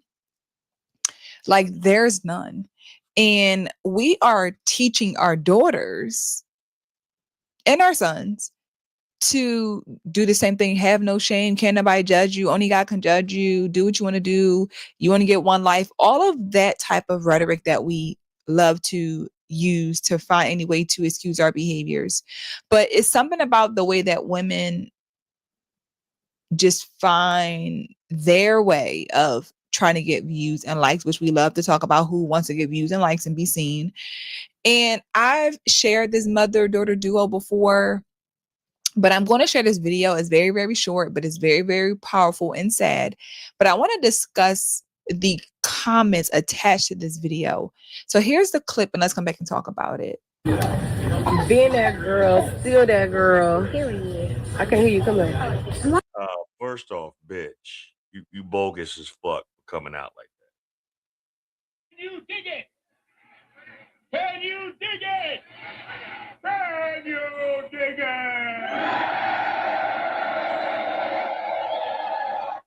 Ladies, why are y'all? Because us men, we can't check this behavior.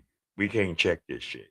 Why are y'all allowing these other women to go out looking like this and not checking theirs?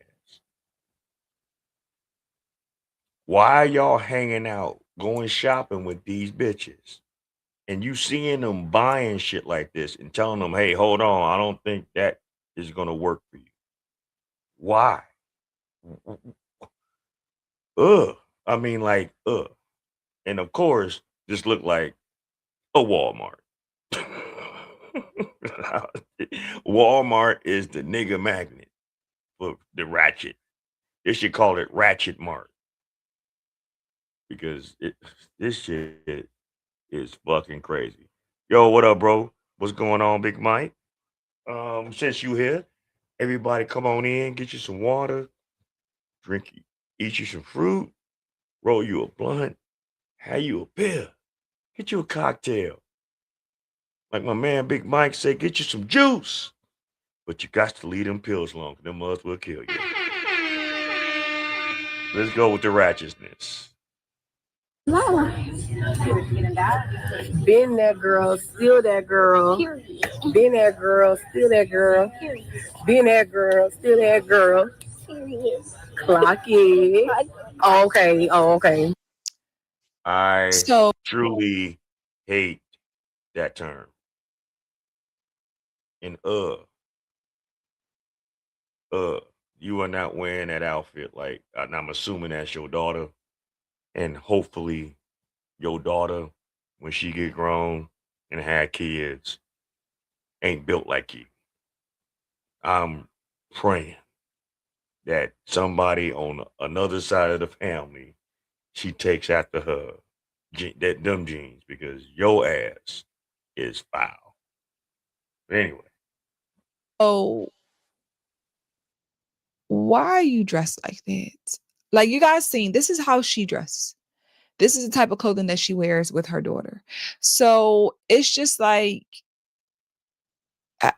like you would think if it was in her house, it's for views and likes and clicks, and maybe you just do it on while you're at home. But no, this is in public and she's out and about. Okay.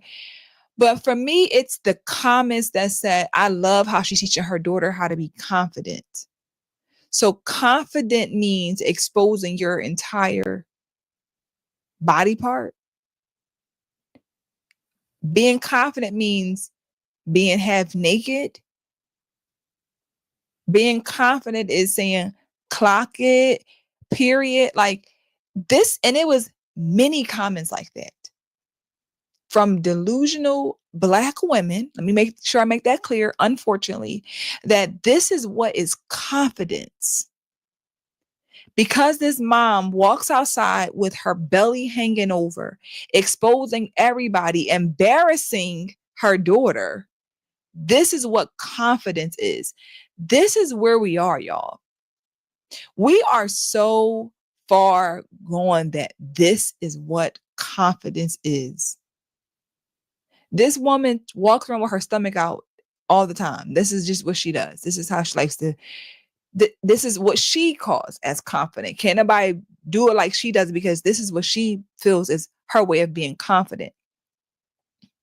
And for me, I hate the fact that any woman feels like she has to expose her body to be confident, but it's teaching your daughter. And we think that this is how we teach our young girls to view confidence. I'm supposed to look at my mom with her stomach hanging over, with little behind shorts on, and a crop top. I'm supposed to say, oh, my mom, she real confident. I got a real confident mama. Is that what we're supposed to believe? Is that what our daughters are supposed to think about us? Is that what we're supposed to believe? no, what needs to be brought back is shame. What needs to be is like everybody that see that heifer walking around with that kind of bullshit on, look at her like, what are you doing? Okay. It's not cute.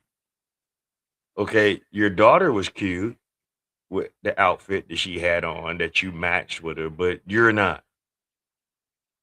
Nowhere near. That was disgusting. And man, I don't know, man. See, like I can say, man, brothers, y'all need to step y'all game up as far as who y'all really interact with and entertain and deal with, because you dealing with SpongeBob SquarePants body built ass bitches, man. Cause that shit looked terrible. I don't even this shit crazy. Hold on. Did she show? No, I'm gonna let her cook. Believe. And the sad part about it is there were women in the comments who were disagreeing with those comments about this is what this is how, they're glad this is how she's showing her how to be confident. When they were disagreeing, those women got attacked for calling out like, this is not something we should be proud of. This is not confidence. The women who disagreed were getting attacked. They were going to their video, their profiles, talking about their looks. Like, it's just like, are you mad because you're not as confident as her, or you're mad because you can't do it like her? So we should. Who wants to do it like that? Did you see that bullshit? I'm not about to put it back up. If you want to rewind it, whatever, see it on the replay, whatever. Man, I'm not watching that again. That shit was disgusting. And I see too many bitches walking around looking like that and think that shit is cute, because some of their girlfriends be hyping their heads up, and really they don't be giving a fuck. They be laughing at you. Let y'all fall out. and you'll find out just how much that so-called clocking it friend that you was hanging out with really feels about you. Should be competing about who can let their stomach hang the lowest to show that I'm just as confident, if not more. Again, what are we teaching our daughters? This very short, been that girl, still that girl, you looking for that. Why? Like, even just teaching your daughter that rhetoric, that terminology. Like, it's just it's unfortunate. And I think that it just makes me question the logic again of the father. This woman is a married woman. Oh Lord, what?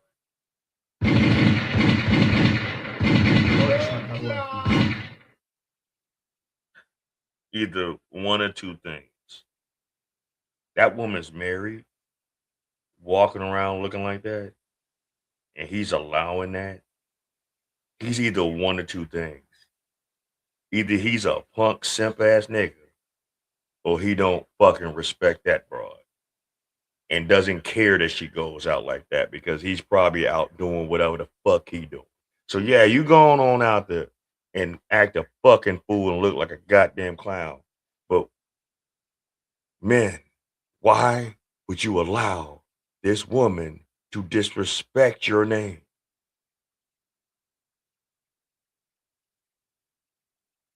That is an abomination right there. That just fucking blew me. This bitch married. Oh my god. Like, you typically, right? We think fathers being in the home, their daughters are only going, won't be exposed to certain things, but we clearly see and we know that there are men out here who just do whatever they want to say. And I'm sorry to say, but sometimes there is a certain look to the man and the woman that will allow the woman to just bully and make the rules and dictate and walk outside like that. Like, as your wife walks outside like this with your kids, with your sons. This is how you and what as your family. That would never happen over here. Tell you that right now. That'll never happen over here. Not in mine. Not in mine. You want to walk out like that looking like a goddamn fool? You can do that by yourself. I don't want no parts of it. No parts of it. If you can walk out like that, I could walk out with my balls hanging out. But you wouldn't want that. So let's not do this here. This is not what's popping in the streets, man. This is not what's hitting in the club, man. This is how you want your family to be represented. This is what we think is okay. And again, you have men who were raised by women who also taught them you could do whatever you want. Don't let can't nobody judge you. All of that type of narrative, we have been taught that and raised to be that, to think that way.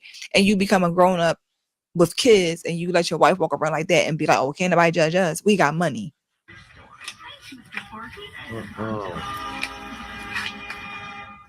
Smile. Smile. Come closer. Smile. This is disgusting. I'm sorry. And nigga, you need to get slapped in the face for a lot. It's not even you allowing her to get like that. Yeah, it is. You allowed this woman to get like this, dress like this, and show this shit off. And then y'all got the nerve and immediate gall to put this shit on fucking social media. And this nasty bonnet crew wearing has heifer cow looking bitch wants to sit here and bully you to show that you like this shit. Obviously, you's a weak ass nigga. Obviously, she got some kind of government assistance or some Section 8 or some good snacks and eats and sleeps and shit. And you proud to walk around with her looking like this. All we need is 10 seconds. I think that's 10 seconds. All right, we're going to get about 10 rights on this video. Smile again. Smile again. Smile again. Okay. Man, stop playing me. I ain't playing with you. Ugh. This shit is What disgusting. What the fuck are we doing? Oh, this is TikTok shit. See, and it was so crazy about you stupid ass bitches. Yeah, some of y'all getting monetized off TikTok. Y'all not making a lot of money off that shit.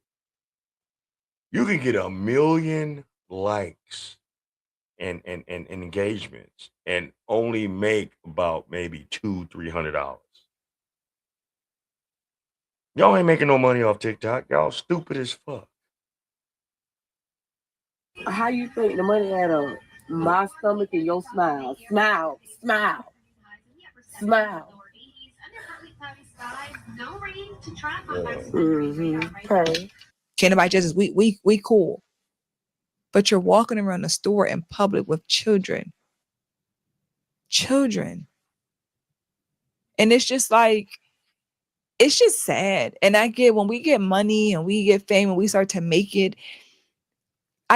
for me, it just bothers me that people have a problem with certain. And making money like that on TikTok, y'all. I don't understand why y'all be trying to fucking flex. Y'all not fucking checking the bag off TikTok. Yeah, that's one of the probably the easiest sites in today's time to make some kind of money, but you're not making a lot of money. And topics being discussed for educational purposes, but this type of stuff, they'll be in the comments loving it, eating it up, clapping it, cheering it on. Keep it coming, girl. We love to see it. You look good. You fine. Why would you lie to her? She does not look good. This is not attractive. This is not a good look. Put it on your clothes will be a much better look. And it's not about whether you being big or small. Being fully clothed is so much beauty in that. There's a level of confidence to being fully. Man, I'm sorry, just a girl talk. Even if she had put on fully clothed, she still wouldn't look good. There's just some women out here that just not shaped right. There's just some women out here that just look bad. There's just some women out here that just badly built. It don't matter what the fuck they put on. They need to put on a damn a gym. They need to put on a diet. They need to put on changing their diets or what they eat. That shit is trifling as fuck. Covered and still being confident. That's the real test. Can you say that you're a confident woman when you don't have your behind hanging out and your breasts hanging out? Can you? Or will you struggle? And if you do struggle with that, when you feel like you have when you have more clothes on, you struggle with your confidence, you need to ask yourself, why is that? Why have I allowed society to make me feel less than or not as confident because I have to put clothes on? Ask yourself that question. Because again, what we're teaching our daughters is that type of rhetoric. She's confident when she has less clothes on. When she has more clothes on, she's not, because of how she's in her mind walk around confidently in public. This is sad, but this is the reality. This shit's crazy, man. That right there, that's some sick shit. But anywho, we're going to sit up here and go with some of the stuff that we was talking about. I'm sorry about last show. I kind of like let the shit drag on a little longer than what expected, and I didn't get a chance to talk about some of the shit. But we got a couple other Doordash stories going on. And I know I didn't talk about the last one. They need to drink them some fat-free some fat-free water. She need more than that shit. She need a whole body transplant. How she walking around looking. But anywho, let's hear about this bullshit with the this Doordash bitch that was in Indiana that got drivers pepper spray on a food order. This right here are what nightmares are made of. These are the things people try not to think about. when they order DoorDash. The worst thing that could possibly happen is this, and saying, Now take a look at this. That woman is a DoorDash driver delivering a food order. After putting the order down, she sprays the bag. Evil Was shit. it pepper spray? The woman who ate it started feeling sick.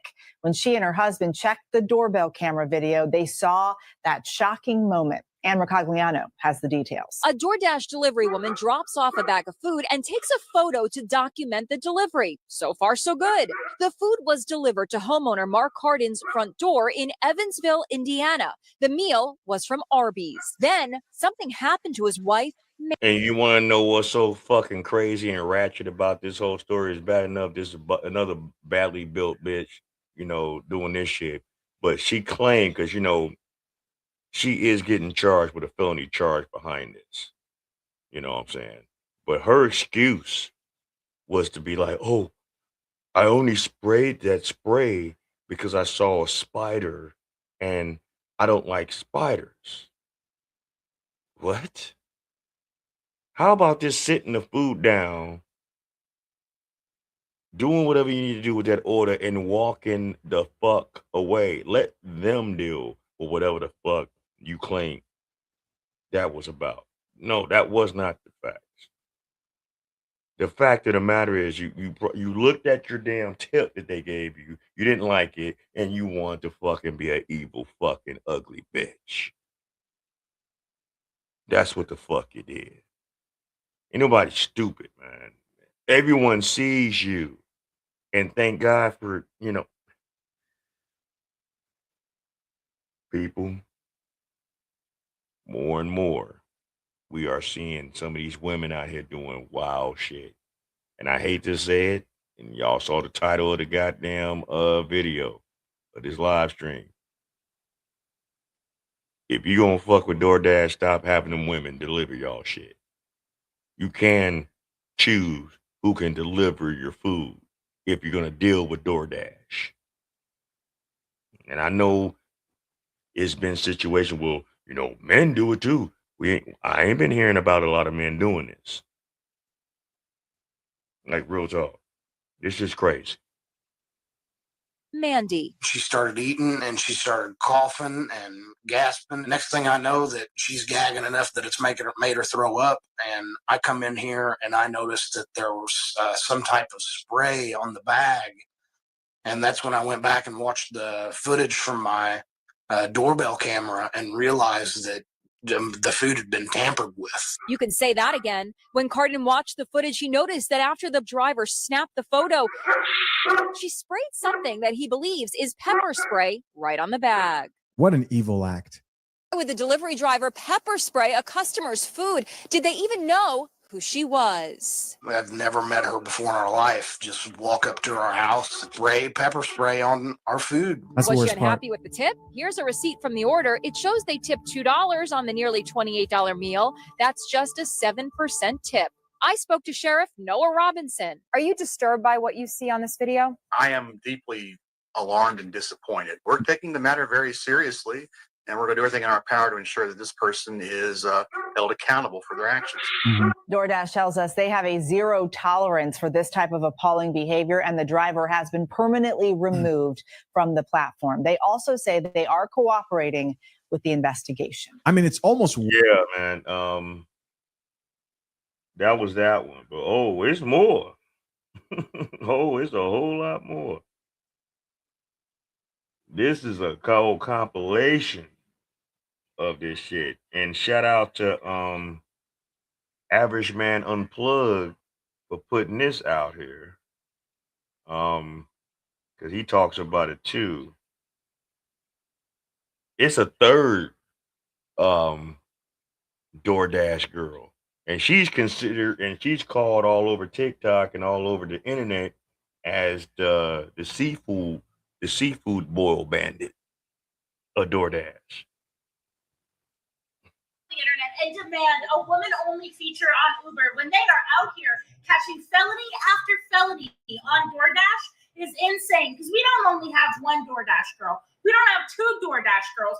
We have 3 DoorDash girl. What? Ladies and gentlemen. The DoorDash girl who is now facing felony charges for filming a man naked in his house, even though he explicitly told her to leave the food on the doorstep. We have this woman who is charged with felony food tampering, amongst other things, because when she dropped off the food, she decided to pepper spray it.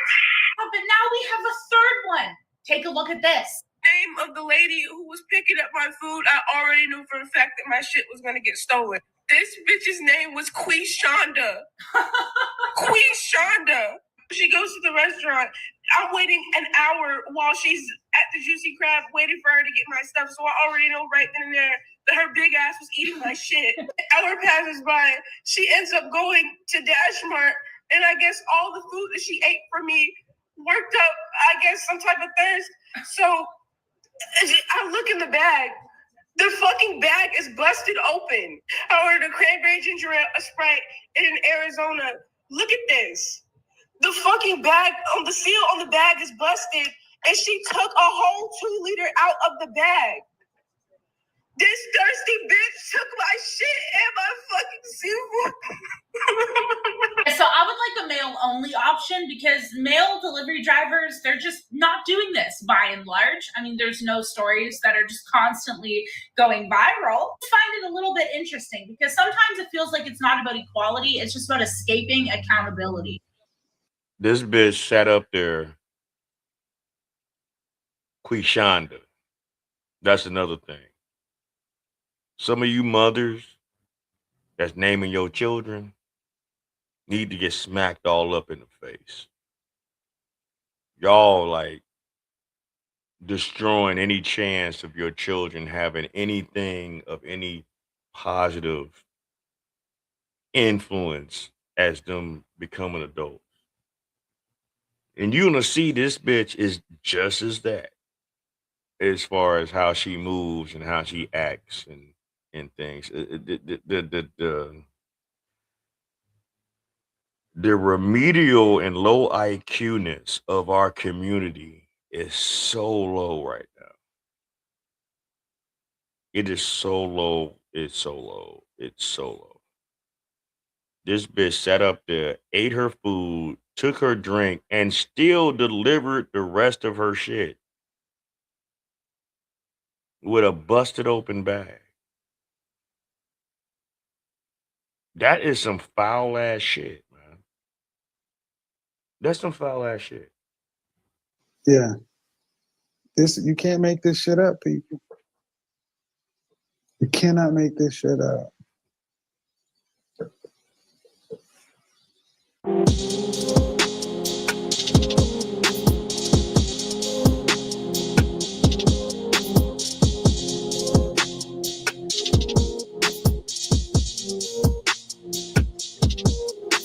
What is going on YouTube? It is your boy Rome back with another video. If you're new to the platform, welcome to the tribe. By the end of this video, I hope you subscribe. So I was kind of casually covering the original DoorDash girl, the one that got caught up with the video and whatnot, because I thought it was hilarious what the judge had said, because this girl had the audacity to ask that the cameras not be involved when using a camera is the whole reason why you're in this predicament in the first place. That shit was funny as fuck. So when I covered that, I saw people in the comments saying like, yo, did you hear about DoorDash girl number 2? And then I looked that up, and then I hear about the girl that pepper sprayed the food. People got sick. And then as I'm going through this one and looking that one up, seafood boil bandit, bruh. And surprisingly enough, the first person that I saw that actually covered this is a brother by the name of Bluff City Nerd who watches the channel as well. Salute to that brother. And I was like, what the fuck is going on with DoorDash? Because let me tell you something, because I'm like, since I've been back in the States, I've been using Uber Eats. And let me tell you, man, I will never switch over to DoorDash based on these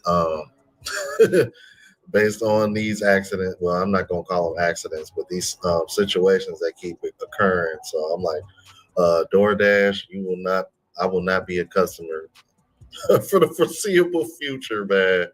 Anyway, they're calling this woman the seafood boil bandit. Hilarious, bro. But anyway, without further ado, let's go ahead and get into this, man. There's DoorDash girl number 1, DoorDash girl number 2, and now you tell me there's DoorDash girl number 3. She stole this young lady's seafood boil when she was on her period waiting for it, and her sodas too. All right, now y'all need to explain to me what is happening on DoorDash that the drivers are doing things like this. Because I mean, obviously they're not like fully vetting these employees. They're not checking backgrounds. They're just hiring people just because they got a car. And I've heard some mad stories about some of the DoorDash drivers, driving around in nasty cars. I done heard stories about motherfuckers shit either not showing up on time or shit. It's been other cases of this happening, like when people like eating or shit missing out of their orders or shit like that, or they're not showing up at all, and the person that delivers it either cancels it and takes it for themselves or just whatever the fuck. I don't know. DoorDash need to do a better method of tracking their so-called delivery people, and more serious consequences need to happen if these people constantly keep doing the shit that they're doing. Because spraying food with mace or pepper spray, you can you can seriously hurt somebody with that. Taking some people's food and then still delivering it to them, that's diabolical. Taking pictures of people that said, hey, leave the food at the door because they're passed out, and you open up their door because the door was half open, because obviously the first DoorDash girl, the guy was extremely inebriated, and he passed out, on the couch, waiting for the food. But what he instructed the bitch to do was to leave it at the front door. Now she's facing 8 years in prison behind that. These other ones, something needs to happen with them too. But we're gonna keep posted on those too as time goes on. Because when I worked Uber back in the day, I couldn't see if you were going to tip me or not. So is DoorDash showing if you're not getting tipped and these people are just upset that they're not getting tipped, so they're crashing out with people's food? Now, DoorDash girl set the record because what she did is next level. DoorDash girl number 2 pepper sprayed the food, claiming she saw spiders and she's afraid of spiders.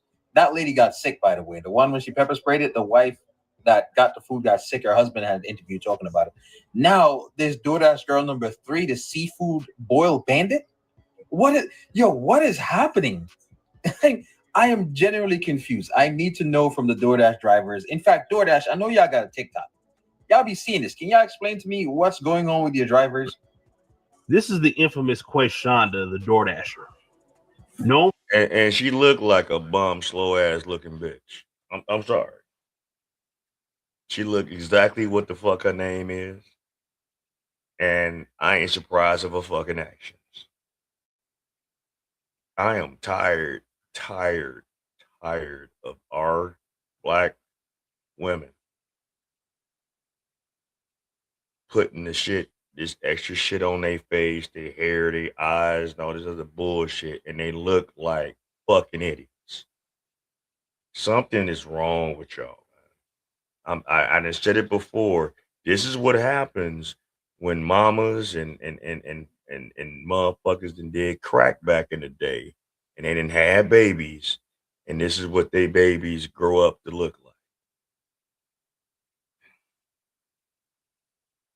known for stealing a girl's seafood boil that she paid good money. And for those of you wondering, just go type in Quayshonda DoorDash stolen seafood boil here on TikTok. and you'll find all the videos. Trust me. This girl's getting clowned on every one of her TikTok pages right now for stealing a customer's seafood boil. It is absolutely diabolical. So the customer, she made a video that's done stupid views here on TikTok, right? Talking about she was on her time of the month and she decided to order some DoorDash, a seafood boil from some spot. She didn't really mention the name of the spot, but anyways, she found out that her order got stolen. Came to TikTok to talk about it. And people here on TikTok found that woman, I think within hours. Now, she may not more than likely, face any criminal charges. However, every one of her TikTok page, she didn't delete it once. No, because that's what is called theft. And if the girl was smart, that was the victim behind it, she would get her a lawyer. She would file a claim and she would press charges. And what they need to do is press charges with DoorDash. Because in turn, if she presses charges with DoorDash and the heat steams up on DoorDash, they're gonna come after that girl that did that bullshit. And if they come after that girl that did that bullshit, she's gonna in turn suffer the consequences of her actions. This is why I said in a long time video in my archives about this is the year of accountability. That was last year. This is the year of really exposing you.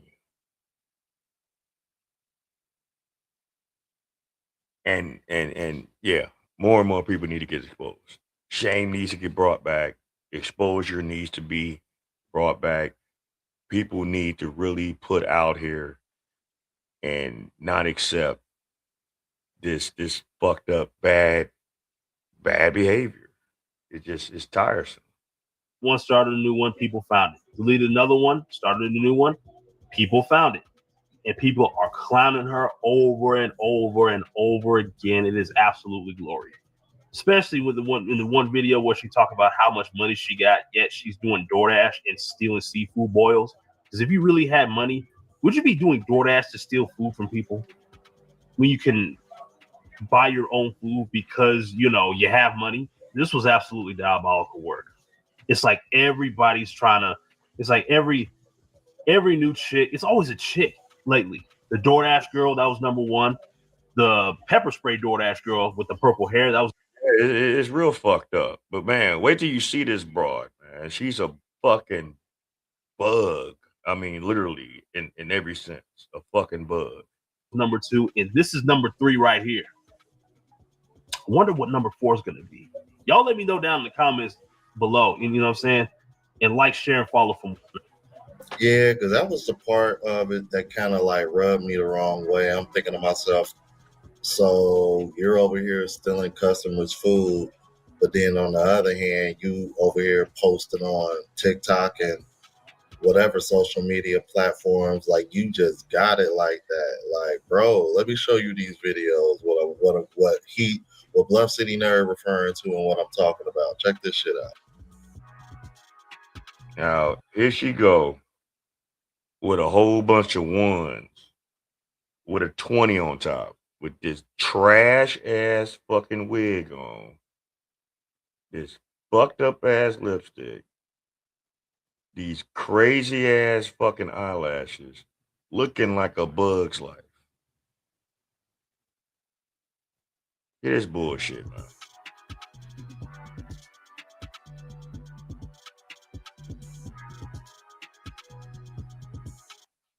Dark skinned ladies, stop wearing hair like this.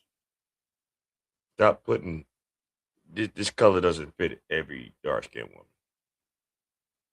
That, the blonde, you look trash. And then you got this fucking bullshit ass piercing in the middle of your fucking top lip.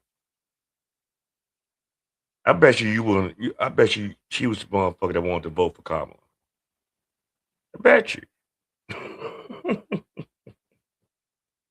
bet you she listened to Glorilla, Meg, Cardi B, Lotto, you know.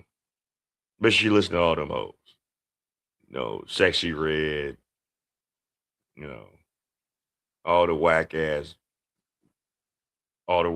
female rappers. I bet you she listened to them all. This bitch look like a clown. And she needs to be held accountable for what the fuck she did. She's a fucking thief. You flashing all this little change. Because all I saw was singles and like 120 on the top. What up, man?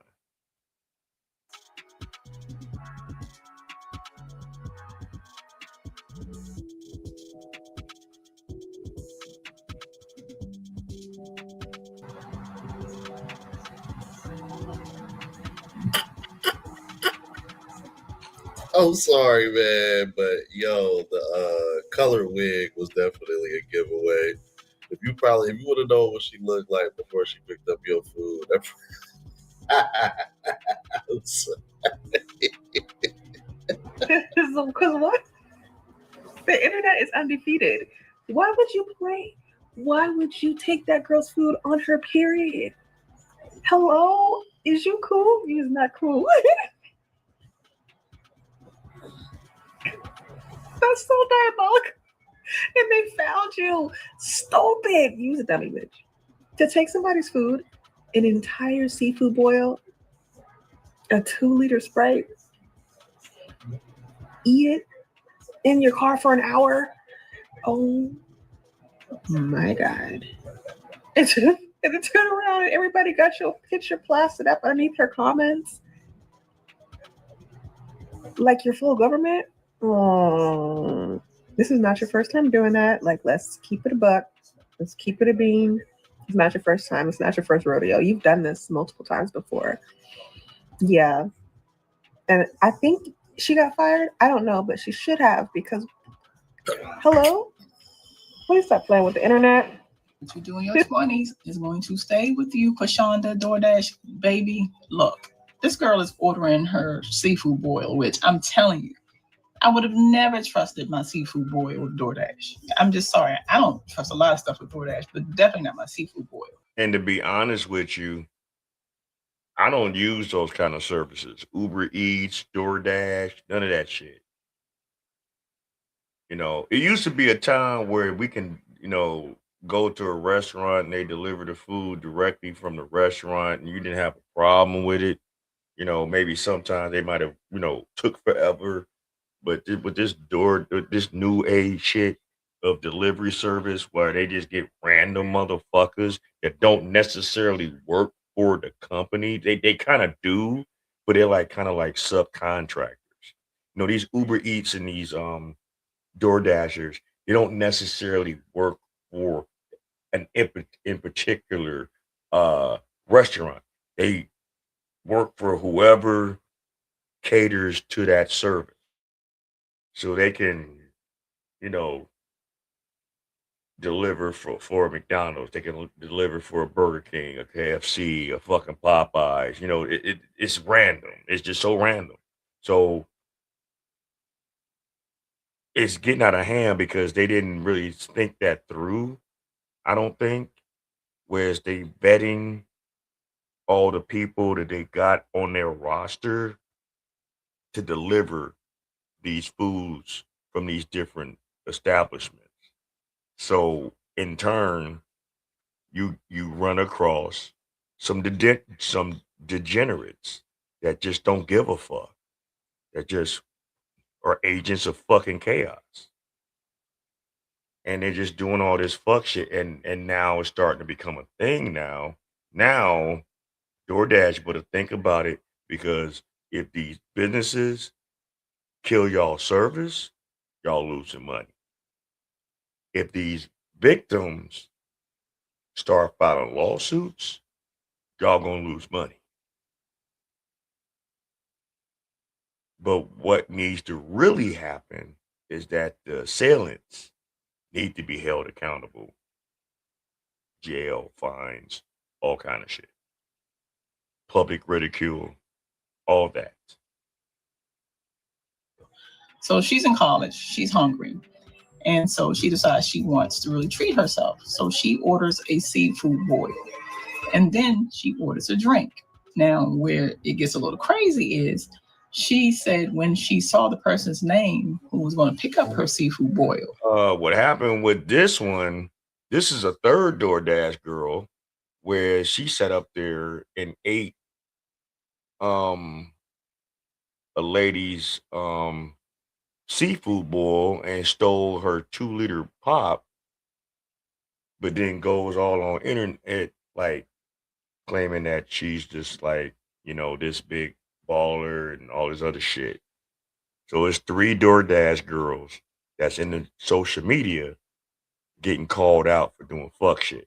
The white girl that I showed y'all earlier sprayed pepper spray on a couple's food, and the wife ate it and got sick behind it.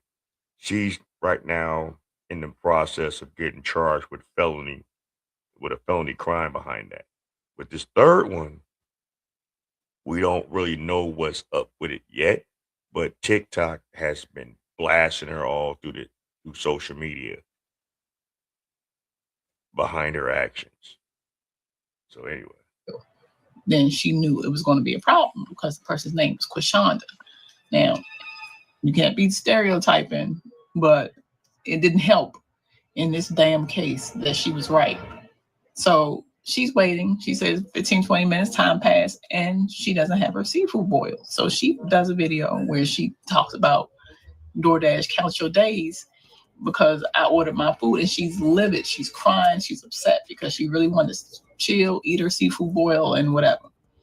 So then this girl, and young, goes about and starts bragging, right? But before she even does that, honey, TikTok is a whole company and an organization, because the people in the comments found her immediately, and she's bragging. She's on there holding the cash to her head and all that kind of stuff. Listen, I keep trying to tell people, I was 20 in my 20s before too. I know it's fun, but what you do in your 20s echoes a lifetime. We are in the era of social media. And if you think that this is not going to come back up when you're trying to get a real job or real business, because inevitably you are being labeled as a thief. I know in your mind, you're like, well, they're going to give her money back. But it's thievery. If you don't think that this is going to come back up when you're in your 30s or your 40s or what have you, you are mistaken, and you are going to hate that pictures are floating around the internet of you eating crab legs, eggs, and potatoes. What you doing? That's a very valid point, bro. That hasn't even really been brought up during all this ruckus about these DoorDash girls, bro. How are these girls gonna recover? Especially in this case when you're literally stealing. You're stealing. Like, what line of work is she gonna be able to sign up for where they're gonna hire her and trust her with this in her past now? Because she got found real quick. I mean, kind of got me wondering, like, damn, like, whoever did find her real quick, I'm like, man, we need to put y'all in some police worker or something, man, some type of investigative team or some shit. Because I'm like, this is crazy. I'm thinking to myself, like, okay, first of all,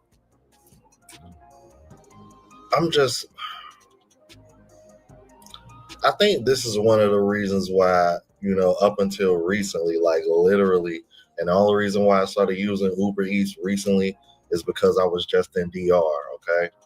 So these other countries that I've been to, they got their own shit and how things work, and you're never hearing story. Like if you go to Asia, Southeast Asia, and you're ordering from ordering food from Grab, I'm telling you right now, you're never gonna hear stories like this. If you go to Colombia, as much as everybody talk about how dangerous Colombia is, not to say that is not dangerous, but people just don't know how to move.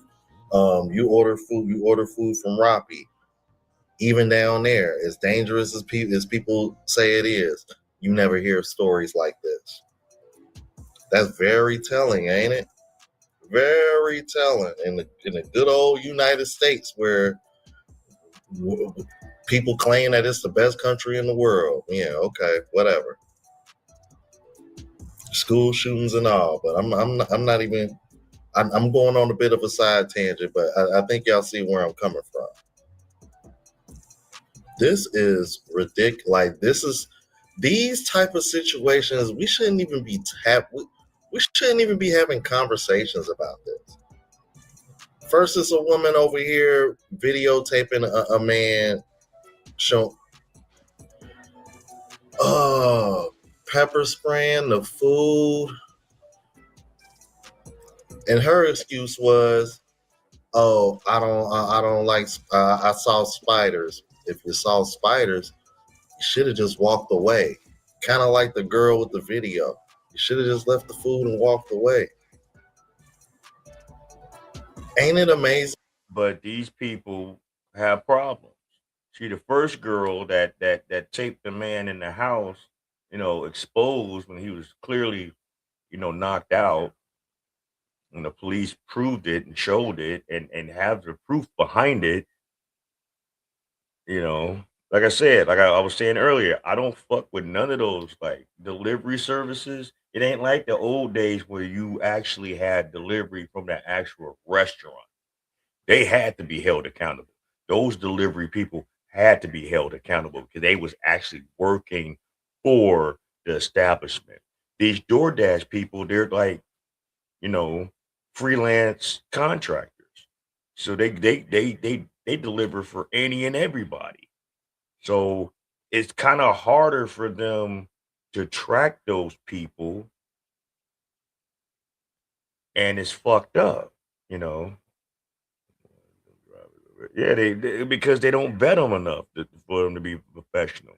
As you say, just like the woman who was working at a medical clinic, ordered some food from Uber Eats, and the woman who delivered her food, when she delivered it, the woman who ordered claimed that she never got it.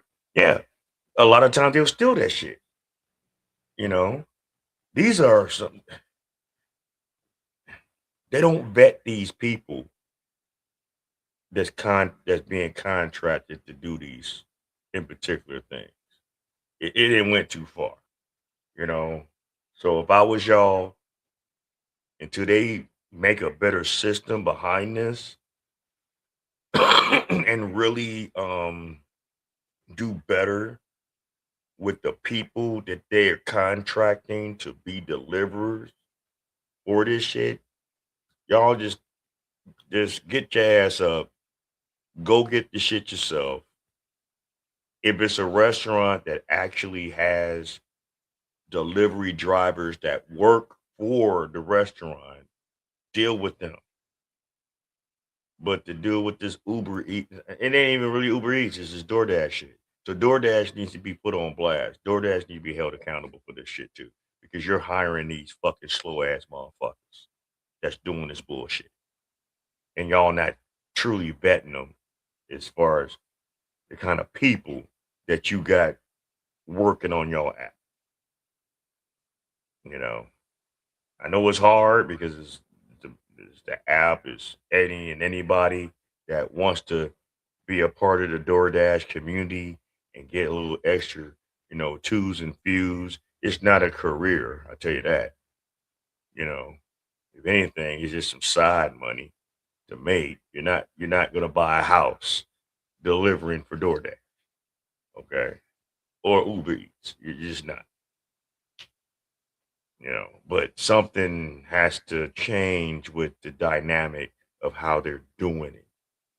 But like I said, I've never used any of those services, so me personally, I don't understand it.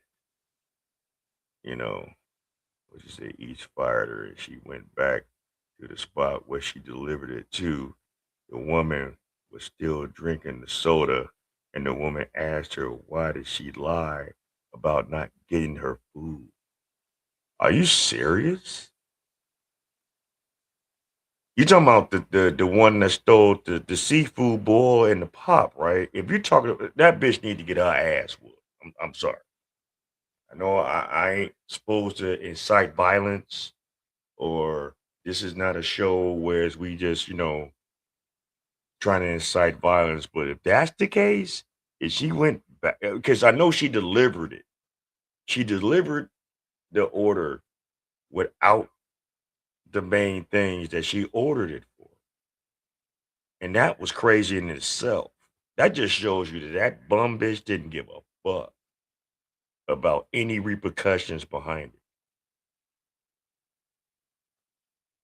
it. But this shit crazy. Isn't how if these women would have just literally do what their job title told them to do, none of these situations would have happened. We wouldn't be over here talking about DoorDash girl 1, 2, Oh yeah, and 3. that's a different situation. Oh shit, that's even worse. People, if you're going to still use that service, I would say this.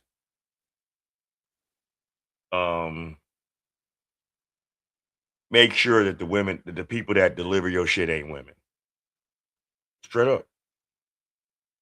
Refuse it. If you see, if it's a way that y'all can see who delivers, oh yeah, you can see who delivers your order, tell them no.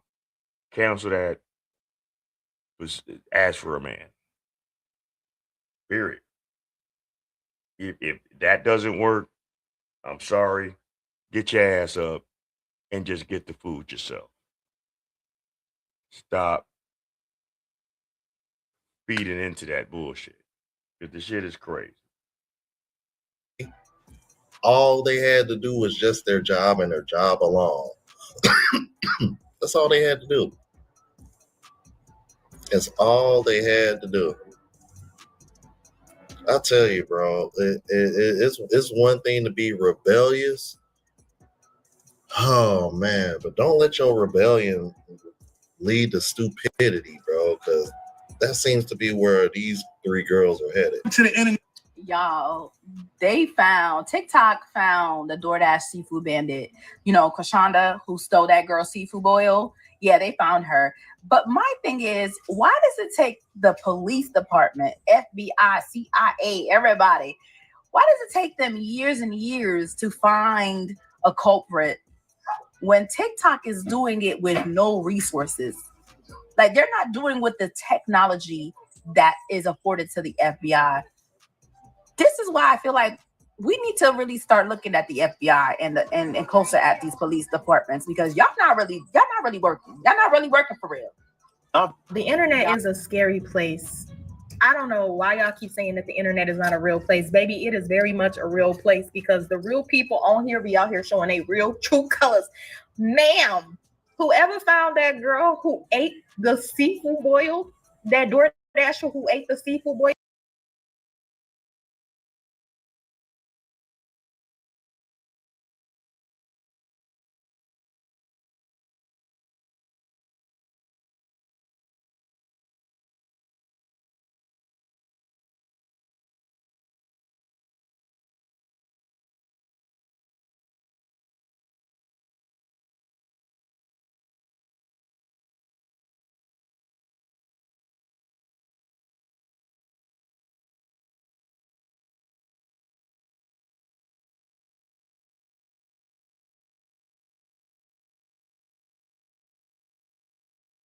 whoever found her and put her on blast, baby, can you find the rest of the children that's been missing?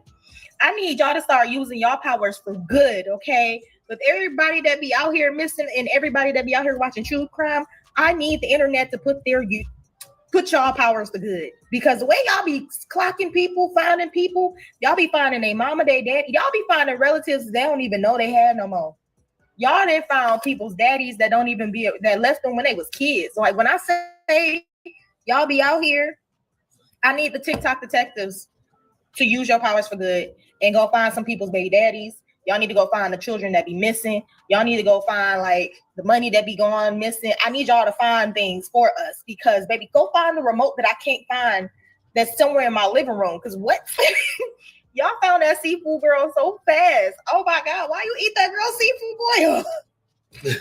She done made a whole new page talking about she coming on here to clear her name. Y'all done clocked a couple other people who wasn't even a part of it. Y'all was just going on a whole mob.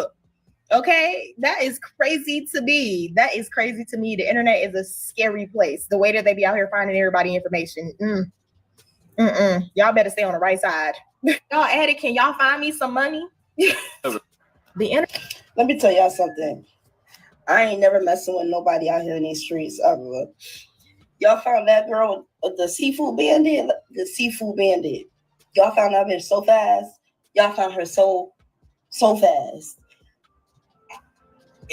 So I just saw a video, and the video was like, "Hey, seafood bandit." I'm like, "Okay, let me go to the comments. Link me to her page." I'm like, "Oh, y'all found the page." Bitch, I go to the page. I'm like, "Y'all sure this is my page?" I'm going through the comments. It's that bitch. It's that bitch. I mean, y'all going ham on that. Oh, y'all going ham on that. I'm like, let me go to the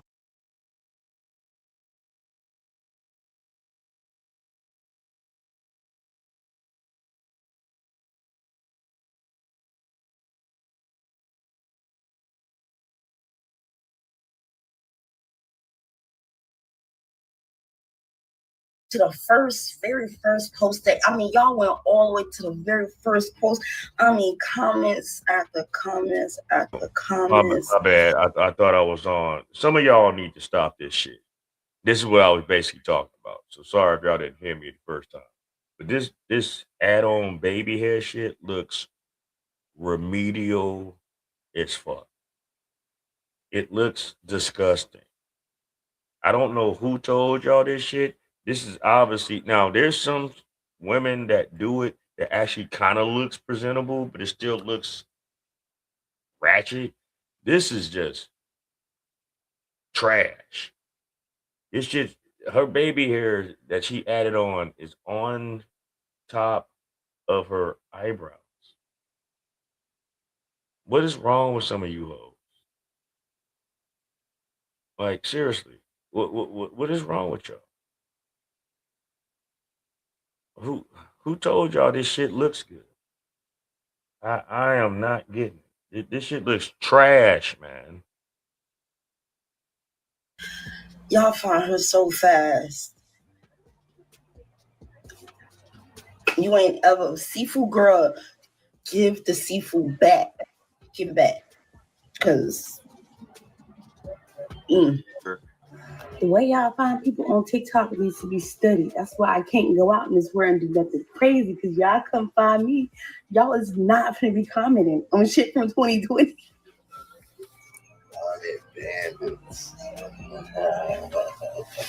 Y'all found Krishana so fucking quick.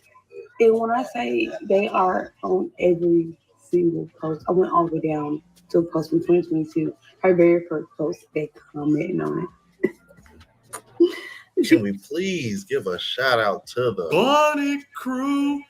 Like, or maybe we should start calling them bonnet bandits. Sorry. Oh man, I'm sorry, bro, but this topic is hilarious, bro. Oh man, I'll tell you what. That's pretty much that with that. Yeah, man, this shit crazy, man. I hope everybody's doing good tonight. Oh, shit, I'm surprised I even made it this far because, like I say, last couple of days I have not been feeling well. I feel like I've been coming down with something, but hopefully, I got the weekend, so I'm gonna get a little rest on and shit like that. And yeah, man, this shit crazy. DoorDash, count y'all days, man. Y'all gonna fuck around if y'all don't get y'all shit together with how y'all running y'all establishment and the people that y'all got working for y'all, contracting for y'all to get whatever. Y'all gonna be hit with some heavy lawsuits, man. So get y'all shit together. And for them people that are doing that shit, please stop. Because we're in a modern day time now where motherfuckers will find you, we'll put you on blast, and if necessary, will press charges against you. I am tired. I haven't been feeling, I've been under the weather. I need to get some sleep. I appreciate everybody that tuned in tonight. You know what I'm saying? Thank you for tuning in again of another episode of Black Bottom Roscast. If you made it this far, you are definitely part of the Black Bottom Roscast family, and it's much appreciated. Please tell a friend, tell a friend, tell a friend to come on in and like, share. And if you are new, to subscribe. The likes help with the algorithm to help me bring this out to a broader audience. You are here at the Black Bottom Roscast. I'm your host, Ross Lee. I want you to live as long as you want and never want as long as you live. I hope everyone stays safe, be blessed, and I'll check you on the next one.